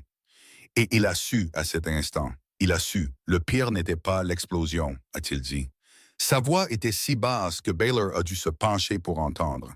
Et ses yeux étaient fixés sur les nouilles, comme s'il voyait à travers elles un autre endroit. C'était les 3 secondes juste avant, quand je savais que ça allait arriver et que je ne pouvais rien faire. 3 secondes assis dans cette voiture, sachant que tout allait se terminer. Mes mains sur le volant et il n'y avait rien, rien que je puisse faire. Et ces 3 secondes ne finissent jamais. L'explosion a pris fin. L'hôpital a pris fin. Mais ces 3 secondes continuent. Chaque nuit, chaque fois que je ferme les yeux, je suis de retour dans la voiture. J'entends le clic. Je sais. Et encore une fois, je ne peux rien faire. Baylor l'a regardé. L'homme le plus dangereux de Chicago était assis dans une cuisine à 2 heures du matin, racontant à une livreuse les 3 secondes qui l'avaient détruit. Et elle pouvait voir qu'il n'avait pas besoin que quelqu'un lui dise qu'il était fort, ou que tout irait bien, ou n'importe laquelle des choses que les gens disent quand ils ne savent pas quoi dire. Il avait besoin de quelqu'un qui puisse l'entendre et ne pas s'enfuir. Elle a tendu la main et a touché sa main sur la table. Pas de manière romantique, pas le genre de contact d'un film où 2 personnes se frôlent les mains pour la première fois et la musique monte, mais de la manière dont elle avait tenu la main de sa mère à l'hôpital. Le genre de contact qui dit « Je suis là et je ne vais nulle part, et l'obscurité est effrayante, mais je ne te laisserai pas seul là-dedans. » Ces 3 secondes sont terminées maintenant, a-t-elle dit, sa main toujours posée sur la sienne. Le plus dur n'est pas de survivre. Le plus dur, c'est de croire qu'on mérite de continuer à vivre après. Tyson l'a regardée, et ses yeux ont fait quelque chose qu'elle n'avait pas vu depuis la première nuit où elle était entrée dans ce penthouse. Pas vif, Pas vide, pas terrifié, pas paranoïaque, pas froid, juste doux. Les yeux gris-bleus que quelqu'un avait cachés à l'intérieur du visage le plus dangereux de la ville étaient enfin vus par la personne qui s'était approchée assez près. Et Baylor est resté assise là, sa main sur la sienne, dans la cuisine à 2 heures du matin, à côté d'un bol de nouilles qui avait refroidi. Et elle a pensé que c'était le moment où elle ne devrait pas rester, mais elle savait qu'elle ne partirait pas. Et cette vérité était plus effrayante que n'importe quel chef de la mafia. Bennett l'a trouvé dans la cuisine l'après-midi suivant, a fermé la porte et a parlé avec l'économie abrupte qu'il utilisait pour tout, sans un seul mot de trop. Frank a convoqué une réunion du conseil demain soir pour évincer Tyson. Les preuves étant les 12 aides-soignantes qui ont démissionné, les dossiers du Dr Voss documentant les crises, les rapports de comportement anormal des employés de l'Empire. Tout cela soigneusement emballé dans l'argument que le patron a perdu la capacité de diriger et doit être remplacé pour la stabilité de l'organisation. Et le seul remplaçant avec assez d'expérience et une volonté commode se trouve être Franklin Kane. Tyson doit se présenter, a dit Bennett, lucide, contrôlé, comme l'ancienne version. S'il ne vient pas, ou s'il vient et s'effondre au milieu de cette pièce, c'est fini. Frank gagne sans avoir besoin du vote, parce que tout le monde verra de ses propres yeux exactement ce que Frank veut qu'il voie. Baylor a demandé comment allait Tyson. Puis il y a eu un silence d'une seconde. Puis il a dit, troisième jour sans sommeil, tremblement, paranoïa pire. Il s'est griffé la main jusqu'au sang ce matin parce qu'il pensait que quelque chose rampait sous sa peau. Le docteur Voss veut le sédater, mais si nous le sédatons, il sera amorphe demain soir, et être amorphe, c'est perdre aussi. Bennett l'a regardé avec les yeux d'un homme qui n'avait plus de solution et qui regardait le dernier endroit où une pourrait encore exister. Et cet endroit était une livreuse debout dans la cuisine d'un penthouse au 62e étage, portant un tablier saupoudré de farine. Puis il est sorti. Baylor est resté seul dans la cuisine en silence, regardant le pot de basilic se balancer sur le balcon dans le vent de l'après-midi. Et elle n'a pas pensé à Frank, ni au Conseil, ni à l'Empire. Car elle ne comprenait pas ce monde et n'essayait pas de le faire. Elle a pensé à sa mère, aux nuits où sa mère avait si mal qu'elle ne pouvait pas dormir. Et Baylor s'asseyait à côté du lit sans savoir quoi faire.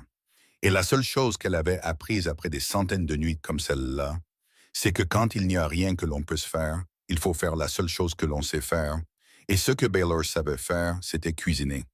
Elle a commencé à cuisiner à 6 heures du soir. Elle ne l'a dit à personne, ne l'a pas annoncé, n'avait pas de plan réel sauf un.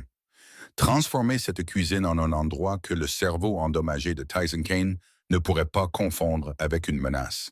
Elle a d'abord fait une soupe de poulet, le genre simple que toute mère américaine cuisine quand son enfant est malade. Car l'odeur de la soupe de poulet est une odeur que personne sur Terre n'associe au danger.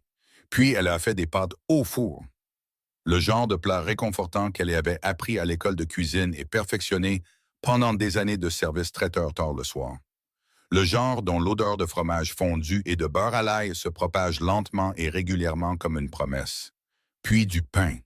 Elle a pétri la pâte à la main sur le comptoir en pierre de Calacata, la farine s'élevant doucement dans l'air de la cuisine. Puis elle l'a glissée dans le four. Et l'odeur du pain qui cuit est venue en dernier. L'odeur que Baylor savait qu'aucun cerveau au monde, aussi endommagé soit-il, ne pourrait lire comme une menace. Car l'odeur du pain qui cuit est l'odeur du foyer.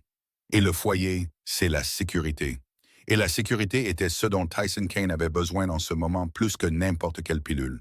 Elle a cuisiné toute la nuit.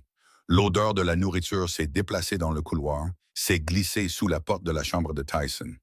Elle s'est répandue dans un espace qui, pendant 8 mois, n'avait contenu que de l'antiseptique et des plats à emporter froids. Et elle a fait quelque chose que personne n'avait ordonné et que personne n'avait anticipé. À 11 heures ce soir-là, Baylor a entendu des pieds nus dans le couloir et Tyson est apparu dans l'embrasure de la cuisine. Il avait l'air mal, vraiment mal. 3 jours sans sommeil avaient creusé des cernes sombres sous ses yeux et ses mains tremblaient légèrement, de la manière qu'il essayait de cacher en les serrant à ses côtés. Mais il était là, il était sorti de sa chambre. Il avait suivi l'odeur de la nourriture jusqu'à la cuisine. Et cet instinct, l'instinct de se diriger vers l'odeur de la sécurité, était l'instinct le plus fondamental que la bombe n'avait pas réussi à détruire. Baylor n'a pas dit « tu as besoin de dormir » ou « demain est important » ou quoi que ce soit d'autre qu'il savait déjà et n'avait pas besoin de répéter. Elle a posé une assiette devant lui. Soupe de poulet, pâte au four, une tranche de pain chaud fraîchement sorti du four avec du beurre fondant dessus. Et elle a dit 6 mots. « Mange tout, puis dors. Je m'assois devant ta porte. Personne n'entre. » Tyson l'a regardé, a regardé l'assiette, l'a regardé à nouveau et a mangé. A tout mangé. Il ne lui a pas demandé de goûter d'abord pour la première fois, car son cerveau, aussi endommagé soit-il, savait encore qu'une femme qui avait cuisiné toute la nuit pour que l'odeur de la nourriture le fasse sortir de sa chambre n'était pas une femme qui l'empoisonnait. Il est entré dans sa chambre. Baylor a tiré une chaise et s'est assise devant sa porte, un livre sur ses genoux, la lumière du couloir tamisée, et est restée là. Elle n'est allée nulle part, de la même manière qu'elle s'était assise devant la chambre d'hôpital de sa mère, de la même manière qu'elle s'était assise sur le sol du bureau détruit, de la même manière qu'elle s'était assise chaque nuit dans le salon pour qu'il sache que quelqu'un était de l'autre côté de la porte. Tyson a dormi. Pour la première fois en 8 mois, il a dormi pendant 6 heures ininterrompues.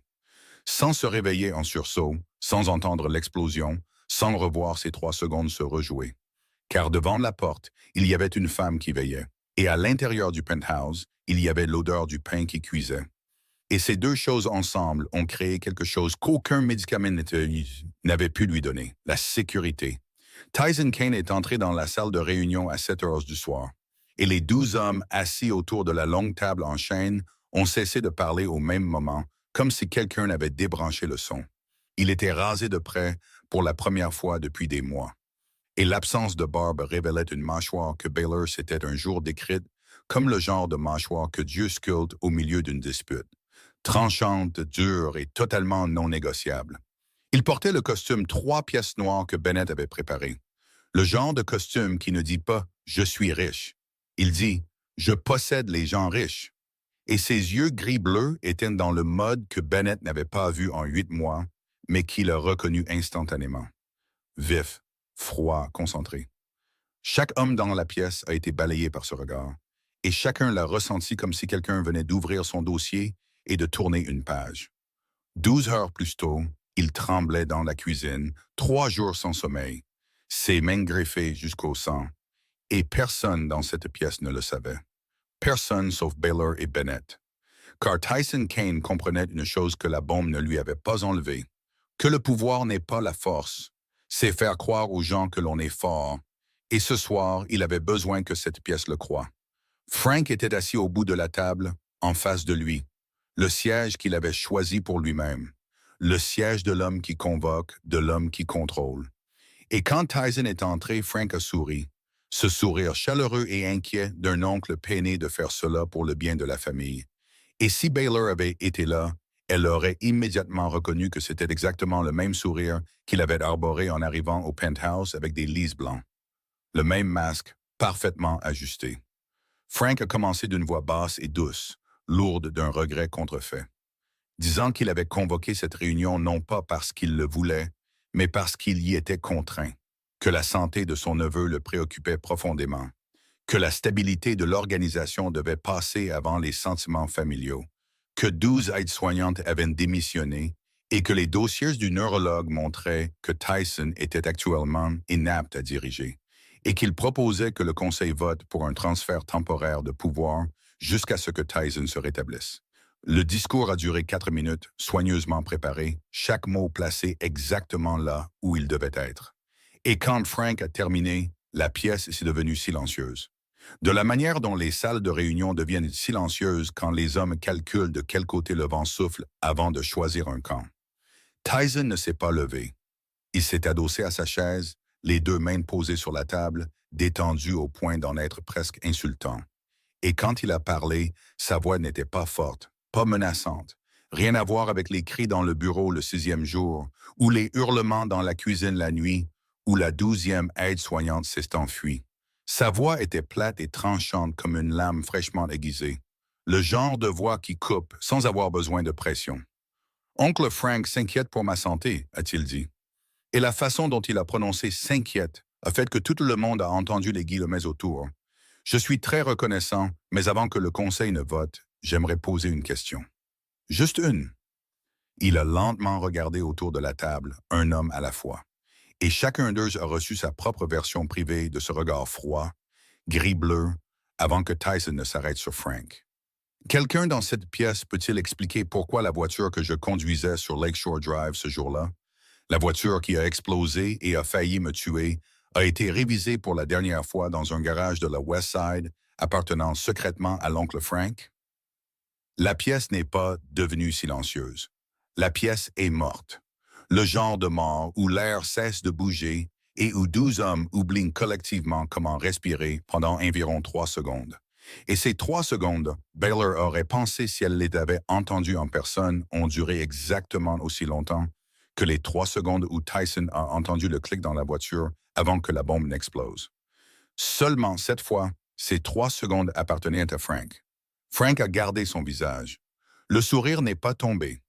Les sourcils ne se sont pas froncés. Le corps n'a pas bougé. C'était un homme qui avait passé 62 ans dans ce monde et n'était pas du genre à s'effondrer pour une seule question, aussi explosive soit-elle. Mais ses yeux se sont figés. Baylor ne l'aurait pas remarqué car elle ne savait pas à quoi ressemblaient les yeux de Frank quand ils étaient vivants. Mais Bennett l'a remarqué. Et Bennett se tenait au fond de la pièce, les épaules contre le mur, remarquant et se souvenant. Tyson n'a rien dit de plus. Il n'a pas accusé, n'a pas présenté de preuves, n'a pas tiré de conclusion. Il a posé l'information sur la table comme un homme pose une grenade dont la goupille a déjà été retirée.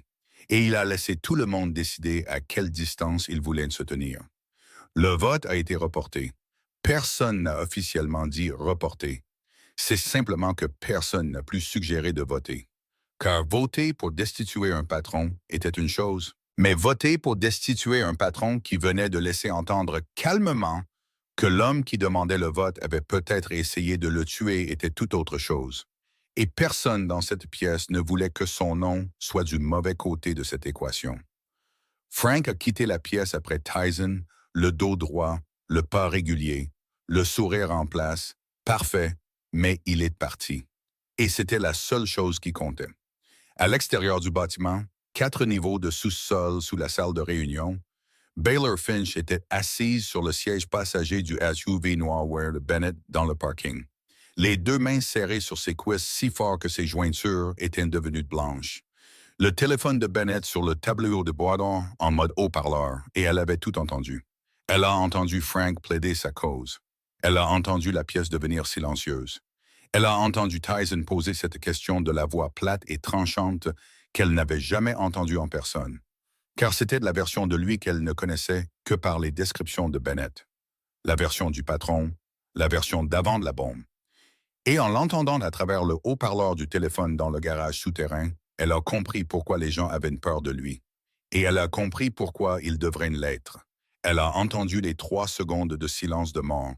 Elle a entendu la réunion s'effondrer, puis elle a expiré, longuement et lentement. Le genre d'expiration qui vient de quelqu'un qui retenait sa respiration sans s'en rendre compte. Et ses mains se sont lentement ouvertes. Et elle a regardé les marques pâles dans ses paumes, là où ses ongles s'étaient enfoncés dans sa peau pendant les 15 dernières minutes. Et elle a pensé avec une clarté surprenante et un calme parfait qu'elle s'était assise dans un parking en serrant les mains et en priant pour qu'un chef de la mafia gagne une réunion. Et elle ne l'avait pas fait à cause de 47 000 $. Pas parce que l'arrangement de 2 semaines avait expiré depuis longtemps. Elle l'avait fait pour lui. À cause de l'homme qui mangeait des pancakes à 3 heures du matin et se tenait devant sa porte à 4 heures, qui tenait un couteau pour couper des oignons comme il tenait une arme, et qui lui avait parlé des 3 plus longues secondes de sa vie à côté d'un bol de nouilles froides. Et réaliser cela était plus effrayant que tout ce que Frank Kane pouvait faire. Car Frank ne pouvait prendre que l'Empire. Mais ce qu'elle venait de réaliser pouvait la prendre, elle. Frank a agi 3 jours après la réunion, car Frank n'était pas le genre d'homme qui perdait et se retirait. Frank était le genre d'homme qui perdait et renversait la table. Et la pièce qu'il a choisie pour la renverser était une jeune fille de 19 ans avec une légère claudication à la jambe gauche.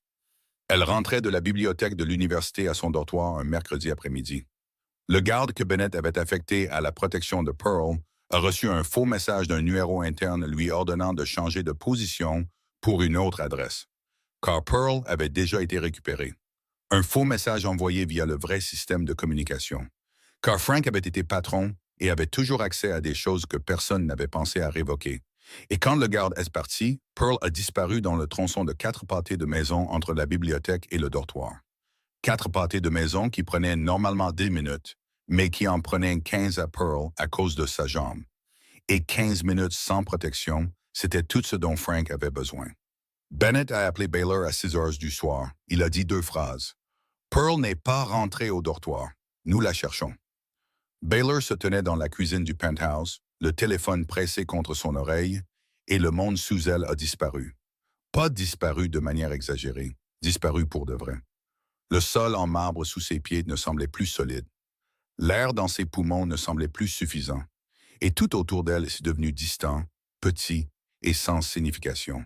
Car une seule chose comptait, et cette chose manquait quelque part dans les rues de Chicago, avec une jambe abîmée et personne à ses côtés. Elle avait perdu sa mère. Elle s'était assise à côté du lit de sa mère et l'avait regardée disparaître un peu plus chaque jour. Et cette douleur lui avait appris qu'elle pouvait endurer plus que ce que la plupart des gens croyaient. Mais elle lui avait aussi appris qu'il y avait une chose qu'elle ne pouvait pas endurer. Et cette chose était de perdre Pearl. Car Pearl était la raison pour laquelle elle faisait 3 services de livraison par jour. Pearl était la raison pour laquelle elle avait accepté 47 000 $ du monde souterrain. Pearl était la raison pour laquelle elle restait dans ce penthouse. Pearl était tout ce qui restait après la mort de sa mère. Et si elle perdait Pearl, alors Baylor Finch n'avait plus de raison pour rien. Elle a trouvé Tyson. Il était dans le salon, déjà informé par Bennett avant elle. Et quand elle est entrée, il était debout. Pas assis, debout. Tout son corps tendu comme un arc tiré à sa limite. Et ses yeux gris-bleus, étaient dans le mode qu'elle avait vu pour la première fois le jour où elle avait parlé de Pearl et de Frank. Ce mode froid, vif, lucide. Mais maintenant, il était plus profond, plus froid, plus dangereux. Car la première fois avait été un avertissement. Et cette fois, c'était l'action. Baylor s'est tenue devant lui et n'a pas pleuré, n'a pas supplié, n'a pas crié. Elle était silencieuse. Et son silence était plus terrifiant que n'importe quel cri que les 12 aides-soignantes avant elle avaient jamais entendu dans ce penthouse. Car c'était le silence de quelqu'un qui avait touché le fond, quelqu'un qui n'avait plus assez d'énergie pour réagir. Car chaque parcelle d'énergie était utilisée pour ne pas s'effondrer sur le sol. Tyson l'a regardé et a fait quelque chose qu'il n'avait jamais fait pour personne en 36 ans de vie, quelque chose que l'Empire ne permettait pas, que son monde ne reconnaissait pas, et que son instinct de survie avait toujours interdit. Il s'est excusé. « Je suis désolé », a-t-il dit. Et ces 2 mots sont sortis de sa bouche lourdement et maladroitement, comme un homme parlant une nouvelle langue pour la première fois, car c'était une langue que personne dans son monde n'utilisait et qu'il n'avait vraiment jamais parlé à personne. « Je ramènerai Pearl, pas parce que vous travaillez pour moi, parce que vous êtes resté quand personne n'est resté. Et je vous dois plus que ce que l'argent peut payer. » 40 minutes plus tard, Tyson, Bennett et 4 autres hommes étaient dans 2 SUV noirs se dirigeant vers le sud de Chicago. Bennett a tracé le téléphone, a tracé les caméras de circulation, a tracé le réseau que l'Empire Kane exploitait encore sous la peau de la ville. Et qu'il a trouvé Pearl dans un entrepôt abandonné à Back of the Yards, un ancien quartier industriel servant maintenant de colonne vertébrale en décomposition à un autre de Chicago. Un Chicago sans penthouse et sans costume 3 pièces. Tyson est entré dans cet entrepôt et Bennett est entré derrière lui. Et Bennett, qui était aux côtés de Tyson depuis 15 ans, qui l'avait vu furieux, vu froid, vu complètement hors de contrôle au cours des 8 derniers mois, a réalisé que la version de Tyson entrant dans l'entrepôt cette nuit-là n'était aucune de ses versions. C'était une nouvelle version, entièrement lucide, entièrement dangereuse et entièrement déterminée. Il n'était pas hors de contrôle. Il contrôlait chaque mouvement, chaque décision, chaque seconde avec la précision de l'ancienne version de lui-même, mais avec quelque chose que l'ancienne version n'avait jamais possédé. Une raison de se battre qui n'avait rien à voir avec l'argent, le pouvoir ou l'empire, mais avec la sœur de la femme assise dans le penthouse, serrant les mains et attendant qu'il ramène Pearl à la maison. Ce qui s'est passé dans l'entrepôt n'a pas besoin d'être décrit en détail. Il suffit de savoir que Pearl a été trouvée dans une petite pièce à l'arrière. Les mains liées, mais son corps indemne, effrayée, mais entière. Et les hommes qui la retenaient mettraient très longtemps à se remettre de la décision d'accepter ce travail de Frank Kane. Bennett les a ramenés, Pearl enveloppée dans une couverture sur la banquette arrière. Et quand ils ont atteint le penthouse, Baylor se tenait dans le hall de l'ascenseur. Et quand les portes de l'ascenseur se sont ouvertes et que Pearl est sortie, Baylor a enveloppé sa sœur dans le genre d'étreinte que seule une personne qui a failli être perdue peut donner. Le genre d'étreinte où tout son corps se courbait autour de Pearl, comme si elle essayait de la remettre à l'intérieur d'elle-même, là où personne ne pourrait la toucher. Et Pearl a pleuré, et Baylor non, car elle avait épuisé toutes ses larmes sur sa mère 2 ans plus tôt et n'avait pas pleuré depuis. Elle a seulement serré plus fort. Tyson se tenait à 3 mètres de là. Il y avait du sang sur ses mains, pas son sang, et il ne s'est pas approché. Pas parce qu'il ne le voulait pas, mais parce qu'il a baissé les yeux sur ses mains et vu le sang et a compris qu'il ne pouvait pas amener son monde dans ce moment. Ce moment de 2 sœurs se tenant l'une l'autre. Ce moment qui appartenait à la lumière, et ses mains appartenaient à l'obscurité. Alors il est resté là, à 3 mètres, assez près pour voir, assez loin pour ne pas le tâcher. Baylor l'a regardé par-dessus l'épaule de Pearl. Des yeux bruns chauds ont rencontré des yeux gris-bleus à travers les cheveux de sa sœur. Et elle n'a rien dit, et il n'a rien dit. Et Bennett, debout à proximité, n'a rien dit.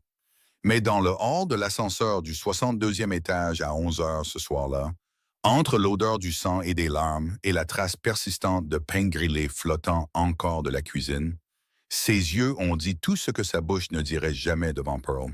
Et ses yeux ont tout reçu. Car son filtre endommagé ne le faisait pas seulement tout dire. Il lui faisait aussi tout entendre, même le silence. Plus tard, après que Pearl se soit endormie et que Baylor soit assise à côté de son lit, Bennett s'est tenu seul avec Tyson sur le balcon et a dit la seule chose qui valait la peine d'être dite. « Je travaille pour vous depuis 15 ans. Ce soir, c'est la première fois que j'ai peur de vous. Pas parce que vous avez perdu le contrôle, mais parce que vous aviez un contrôle total. » Tyson a rencontré Frank le lendemain matin dans le bureau privé de Frank, dans l'immeuble de Michigan Avenue. Juste eux deux. Pas de Bennett, pas de garde du corps, pas de témoin. Car ce qui allait être dit n'avait pas besoin d'être entendu par quiconque d'autre que les 2 hommes portant le nom de Kane. Frank était assis derrière son bureau dans un costume gris, les cheveux argentés peignés en arrière, calme comme toujours. Car Frank était toujours calme, et c'était la chose la plus dangereuse chez lui. La capacité de rester immobile pendant que tout brûlait autour de lui et d'attendre que les cendres refroidissent assez pour qu'il puisse les traverser. Tyson est resté debout. Il ne s'est pas assis, pas parce qu'il n'y avait pas de chaise, mais parce qu'il voulait que Frank soit obligé de lever les yeux vers lui. Et dans ce monde, la personne qui lève les yeux est celle qui est en dessous. Il a posé une enveloppe sur le bureau. À l'intérieur se trouvaient des copies des registres d'entretien de la voiture du garage de Frank, les déclarations de témoins que Bennett avait recueillies pendant 8 mois, et le journal des communications internes montrant que le faux message envoyé aux gardes du corps de Pearl provenait d'un appareil enregistré sous l'une des sociétés écrans de Frank. Pas assez pour une condamnation fédérale, mais assez pour que le FBI ouvre une enquête. Et une enquête du FBI sur l'Empire Kane ne séparerait pas l'oncle du neveu. Elle avalerait tout, et Frank le savait mieux que quiconque, car il avait utilisé la même tactique sur un rival 30 ans plus tôt. 2 choix, a dit Tyson d'une voix pas plus forte que quelqu'un qui commande un dîner au restaurant. Calme au point d'en être cruel. Soit vous quittez Chicago, définitivement, soit cette enveloppe part au FBI lundi. Le sang ne vous sauvera pas, mais il vous donne la chance de partir au lieu d'être emporté. Frank a regardé l'enveloppe et regardé Tyson. Et dans les yeux de cet homme de 62 ans, pour la première fois, il n'y avait pas de masque, pas de sourire chaleureux, pas de jeu d'oncle inquiet, seulement le calcul nu de quelqu'un qui décide si sa vie valait le pari. Et la réponse était non. Frank a choisi de partir. Il n'a pas dit un mot de plus. Il a seulement hoché la tête une fois, légèrement. Le hochement de tête d'un homme admettant la défaite sans admettre la faute. Et Tyson s'est retourné et est sorti du bureau. Et ce fut la dernière fois que les 2 hommes Kane se sont regardés. Ce soir-là, le penthouse. Pearl dormait dans la chambre d'amis que Bennett lui avait temporairement arrangée. Un nouveau garde du corps posté à l'extérieur. Et le silence à l'intérieur de l'appartement était un autre type de silence. Pas le silence solitaire des 8 mois avant l'arrivée de Baylor. Pas le silence tendu des semaines où Frank les avait menacés, mais le silence après une tempête. Le genre de silence où l'air est lourd de l'odeur de la pluie et où tout est mouillé, mais toujours debout. Baylor se tenait dans la cuisine à faire la vaisselle. Car peu importe quel monde venait de s'effondrer, peu importe qui avait été enlevé puis sauvé, peu importe quel chef de la mafia venait de chasser son propre oncle de la ville, la vaisselle devait toujours être faite, et Baylor Finch était le genre de personne qui faisait la vaisselle après la fin du monde. Et seulement ensuite s'asseyait pour gérer ses sentiments. Car le petit ordre était sa façon de ne pas s'effondrer au milieu du grand chaos. Tyson est entrée dans la cuisine.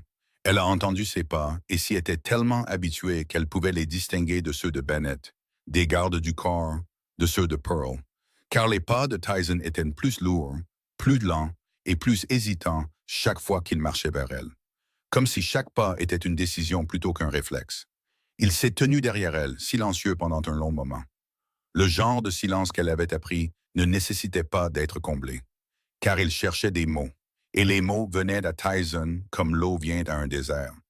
Lentement, rarement et avec valeur. « Vous êtes resté, a-t-il dit. « Je vous ai dit que je le ferais, a-t-elle répondu sans se retourner, les mains toujours dans l'eau de vaisselle. « Pourquoi? Vraiment? » Baylor a coupé l'eau, s'est séché les mains sur le torchon accroché à côté de l'évier, s'est retourné et l'a regardé. Tyson Kane se tenait dans sa propre cuisine. La cuisine où, 4 semaines plus tôt, elle avait découvert des dossiers fiscaux rangés dans le four. La cuisine qui avait maintenant des éclaboussures de graisse sur les comptoirs en Kalakata et des herbes qui poussaient sur le balcon. Et l'odeur persistante du dîner qu'elle avait préparé pour Pearl. Et il se tenait là, avec des yeux gris-bleus, posant la question qu'il posait de toutes les manières, sauf directement depuis des semaines. Quand il se tenait devant sa porte à 4 heures du matin, quand il lui parlait des 3 secondes à côté d'un bol de nouilles froides, quand il se tenait à 3 mètres avec du sang sur les mains. Chacun de ces moments avait été la même question. Et maintenant, enfin, il la disait à voix haute. « À cause de la façon dont vous teniez un couteau de cuisine, a-t-elle dit. Parce que vous le teniez comme une arme. Mais quand j'ai corrigé votre prise, vous m'avez laissé la corriger. Et un homme qui laisse quelqu'un lui réapprendre à tenir un couteau est un homme qui n'a pas perdu espoir. À cause de la façon dont vous vous teniez devant ma porte à 4 heures du matin, sans frapper, sans entrer, juste besoin de savoir que j'étais là. Ce n'est pas le comportement d'un fou. C'est le comportement de quelqu'un de si seul qu'il a peur de dormir parce qu'il a peur de se réveiller et d'être à nouveau seul. Et à cause de la façon dont vous vous teniez à 3 mètres quand je tenais Pearl. Il y avait encore du sang sur vos mains et vous ne vous êtes pas approché parce que vous aviez peur de tâcher ce moment. Et un homme qui sait s'arrêter à 3 mètres, un homme qui regarde ses propres mains et choisit de ne pas toucher la chose qu'il veut protéger parce qu'il a peur de la salir, cet homme n'est pas le monstre que les 12 aides-soignantes ont décrit. Elle s'est arrêtée, l'a regardé, des yeux bruns chauds regardant dans des yeux gris-bleu adoucis. Sous toutes les parties brisées, vous êtes l'homme le plus gentil que je n'aurais jamais dû rencontrer. Et Tyson l'a embrassé. Ou c'est elle qui l'a embrassé. Aucun d'eux ne serait jamais d'accord sur qui a bougé en premier. Car ce moment n'avait ni premier ni second. C'est arrivé comme la pluie arrive. Personne ne demande quelle goutte commence la tempête. Car quand la pluie vient, tout tombe en même temps. Et dans la cuisine du penthouse du 62e étage, entre l'odeur des herbes, du liquide vaisselle et la trace persistante de pain grillé, 2 personnes qui avaient porté trop de choses brisées sur leurs épaules les ont enfin posées assez longtemps pour se toucher. 1 mois plus tard, le penthouse du 62e étage ne ressemblait plus à l'endroit où Baylor était entré ce mardi soir-là. Non pas parce que quelqu'un avait engagé des entrepreneurs ou acheté plus de meubles, mais parce que la vie s'était glissée dans chaque fissure de manière que l'argent ne pouvait pas acheter et que la décoration intérieure ne pourrait jamais créer.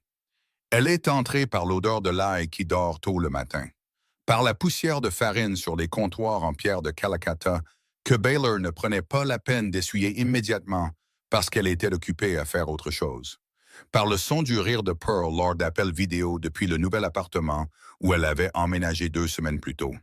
Un appartement à Lincoln Park près de l'école, assez grand pour une personne, et assez lumineux pour quelqu'un qui réapprend à marcher en ligne droite.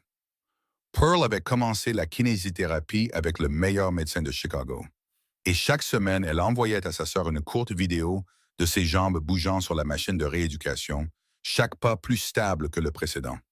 Et Baylor regardait chacune de ces vidéos dans la cuisine du penthouse, puis rangeait son téléphone et continuait à cuisiner. Car si elle regardait trop longtemps, elle pleurerait, et Baylor Finch ne pleurait pas avant le déjeuner. La cuisine du penthouse fonctionnait tous les jours maintenant, exactement pour le but pour lequel elle était née. Et les pots d'herbe sur le balcon étaient passés de quelques petits contenants à un jardin miniature. Basilic, thym, romarin et même de la menthe que Baylor a ajouté parce que Tyson a dit qu'il aimait l'odeur de la menthe dans son thé le soir. Même si avant cela, il n'avait jamais bu de thé de sa vie. Et peut-être qu'il aimait l'odeur de la menthe parce que c'était la première chose qu'il sentait le matin quand Baylor préparait du thé sur le balcon.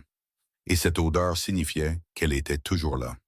Chaque midi, les gardes du corps faisaient de la queue à la porte de la cuisine, car Baylor cuisinait toujours trop et ne supportait pas de voir la nourriture gaspillée. Et Bennett Shaw, l'ancien agent froid et silencieux, était toujours le premier de la file. Et quand Baylor lui a posé la question, il a dit qu'il arrivait tôt pour des raisons de sécurité. Bien que tous deux savaient que les raisons de sécurité n'expliquaient pas pourquoi il portait son propre contenant de nourriture. Tyson avait encore de mauvaises passes. Il y avait encore des nuits où il ne pouvait pas dormir. Il y avait encore des moments où la paranoïa revenait et il fixait un coin pendant trop longtemps ou disait des choses bizarres que le docteur Vos notait dans le dossier avec une expression professionnelle, mais inquiète. Mais maintenant, quand il se réveillait à 3 heures du matin et entrait dans la cuisine, quelqu'un était déjà là ou serait là en quelques minutes, les yeux endormis, les cheveux en désordre, demandant ce que l'obscurité disait ce soir-là, demandant sur le ton le plus ordinaire du monde, comme si elle demandait s'il allait pleuvoir, comme si elle demandait s'il voulait des œufs ou des pancakes. Et cette banalité était un médicament qu'aucun pharmacien ne pouvait prescrire. Ils se disputaient, souvent, fortement, férocement, avec toute l'énergie d'un chef de la mafia sans filtre et d'une livreuse sans habitude de reculer. Elle soutenait que le système de sécurité avait trop de caméras. Il soutenait qu'elle refusait de laisser un garde du corps l'accompagner quand elle allait au marché. Elle soutenait qu'il mangeait trop peu de légumes. Il soutenait qu'elle avait planté tellement d'herbes sur le balcon que ça commençait à ressembler à une forêt tropicale. Et ces disputes n'étaient jamais cruelles. Elles étaient vivantes, bruyantes et réelles. De la manière que seules deux personnes qui se respectent assez profondément peuvent oser être en total désaccord, puis s'asseoir pour dîner ensemble comme si de rien n'était, parce que la nourriture était trop bonne pour laisser une dispute sur les légumes verts gâcher un repas. 12 femmes étaient venues et reparties. 12 confirmations de ce que Tyson Cain soupçonnait depuis qu'il s'était réveillé à l'hôpital avec la moitié de son esprit brouillé. Qu'il était trop brisé, trop dangereux, trop tout. Trop loin de tout ce que le monde considérait comme normal. Il était un feu dont même le feu ne savait que faire. Puis la 13e personne est arrivée et elle n'était pas une aide-soignante. C'était une livreuse aux mains marquées de cicatrices, avec un sac à dos isotherme et la franchise de quelqu'un qui avait eu peur de suffisamment de choses dans la vie pour qu'il ne reste plus de place pour craindre quoi que ce soit d'autre. Elle ne cherchait pas une tempête. Elle avait vécu dans des tempêtes toute sa vie. Pauvreté, maladie, perte, dette. Alors, quand elle a rencontré la tempête nommée Tyson Cain, elle n'a pas fui. Elle a seulement demandé « Combien de temps dure la tempête et avez-vous déjà mangé ?» Elle ne l'a pas réparé. Elle a cuisiné pour lui. Elle s'est assise dans le noir avec lui. Elle laisse rester. On ne parlait jamais en mal des 12 aides-soignantes avant elle. Elles étaient simplement les mauvaises. Pas mauvaises en tant que personne. Mauvaises pour cet homme. Mauvaises pour ce penthouse. Elles cherchaient un travail ordinaire et ont trouvé une tempête. Baylor ne cherchait pas un travail ordinaire. Elle cherchait un endroit où porter trop de choses lourdes ne dérangeait personne, et elle l'a trouvé au 62e étage, dans une cuisine avec une cuisinière à gaz à 6 brûleurs et des comptoirs en pierre de Calacata, et un homme qui coupait les oignons en tenant le couteau comme une arme, mais qui l'a laissé lui réapprendre à le tenir correctement depuis le début. Certaines histoires d'amour parlent de deux personnes parfaites qui se trouvent. Cette histoire parle de deux personnes brisées qui se trouvent. Pas parfaitement, pas doucement, pas de la manière que le monde attend, mais de la manière dont deux flammes se rencontrent dans la même cuisine. Trop chaudes pour que quiconque puisse les toucher, trop têtues pour s'éteindre, et parfaitement adaptées l'une à l'autre. C'est l'histoire de Tyson Kane et Baylor Finch, et la cuisine les a contenus tous les deux. Peut-être que la plus grande leçon que cette histoire laisse derrière elle n'est pas sur l'amour, mais sur le fait de rester. Que parfois, la chose la plus courageuse n'est pas de se battre ou de gagner, mais de choisir de s'asseoir à côté de quelqu'un dans son obscurité sans exiger qu'il allume la lumière pour vous. Que personne dans ce monde n'est trop brisé pour ne pas mériter que quelqu'un demande «Qu'est-ce que l'obscurité dit ce soir?» Et que parfois, l'endroit où nous appartenons n'est pas l'endroit parfait, mais l'endroit assez large pour contenir toutes les choses brisées que nous portons. Si cette histoire vous a touché, s'il vous plaît, appuyez sur le bouton «J'aime» pour qu'elle puisse atteindre plus de gens. Partagez-la avec quelqu'un qui, selon vous, a besoin de l'entendre et abonnez-vous à notre chaîne pour rester avec nous chaque jour pour des histoires qui touchent le cœur.